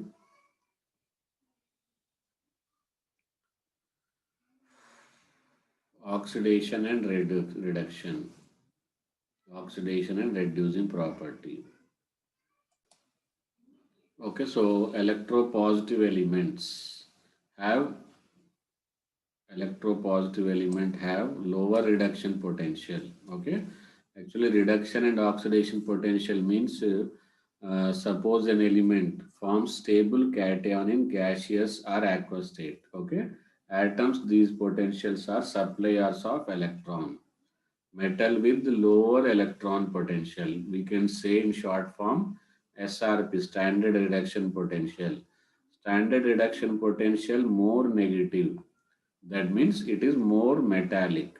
Okay, so if it is more metallic, that means the tendency to lose electrons is more, or the tendency to stay in positive ion is more. Okay, so atoms of these elements are potential suppliers of electron. Potential suppliers of electron. So the tendency of an element to supply one or more electron is called as a reduction ability. And don't get this word in the wrong impression. It is ready to reduce others. It don't want to reduce itself. It wanted to reduce others. It itself will undergo oxidation. That element will undergo oxidation and reduce the others. That is called as a reducing power. Okay. So, and tendency to oxidize itself. Same way, alkali metals are strong reducing agent. Therefore, they will have the more negative SRPs. Okay. Strong reducing agent because of the size of metal atoms are more and ionization energy less and have only one electron to lose. Okay. Why alkali metals wanted to oxidize? Because they have to give only less energy to lose electron, and they are the biggest atoms of the period, and they have to lose only one electron. Okay. Then second good reducing agents are alkaline earth metals. Okay.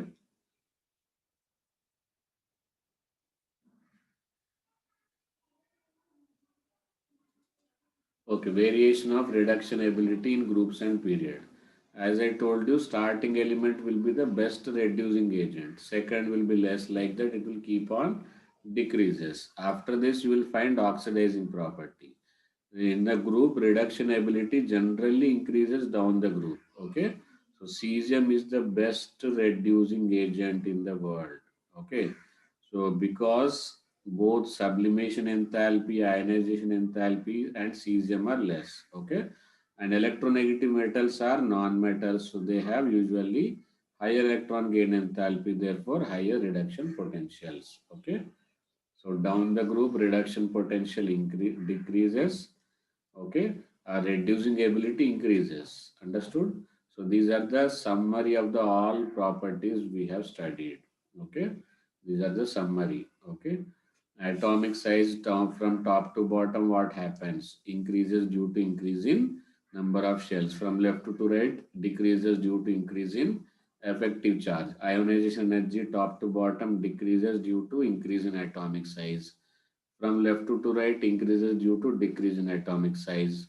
Electron affinity decreases because they don't want to get electron. Okay, like that, electronegativity, electropositivity. EP means electropositivity, En means electronegativity, Ea electron affinity, ionization energy, metallic nature, non-metallic nature, acidic nature, and basic nature. All properties, all periodic natures in one single page. Okay, so very very useful. So first what you have to do, you have to make your own notes and leave blanks. Okay, take 2 to 3 copies of it frequently. After 2 days, 3 days, you should be able to fill up this that blank copy and compare with this. Then it will be very useful to practice. Okay, once it is fixed into your mind, now your entire inorganic is going to be very smooth. Okay.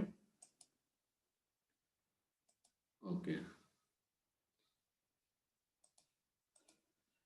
that's all.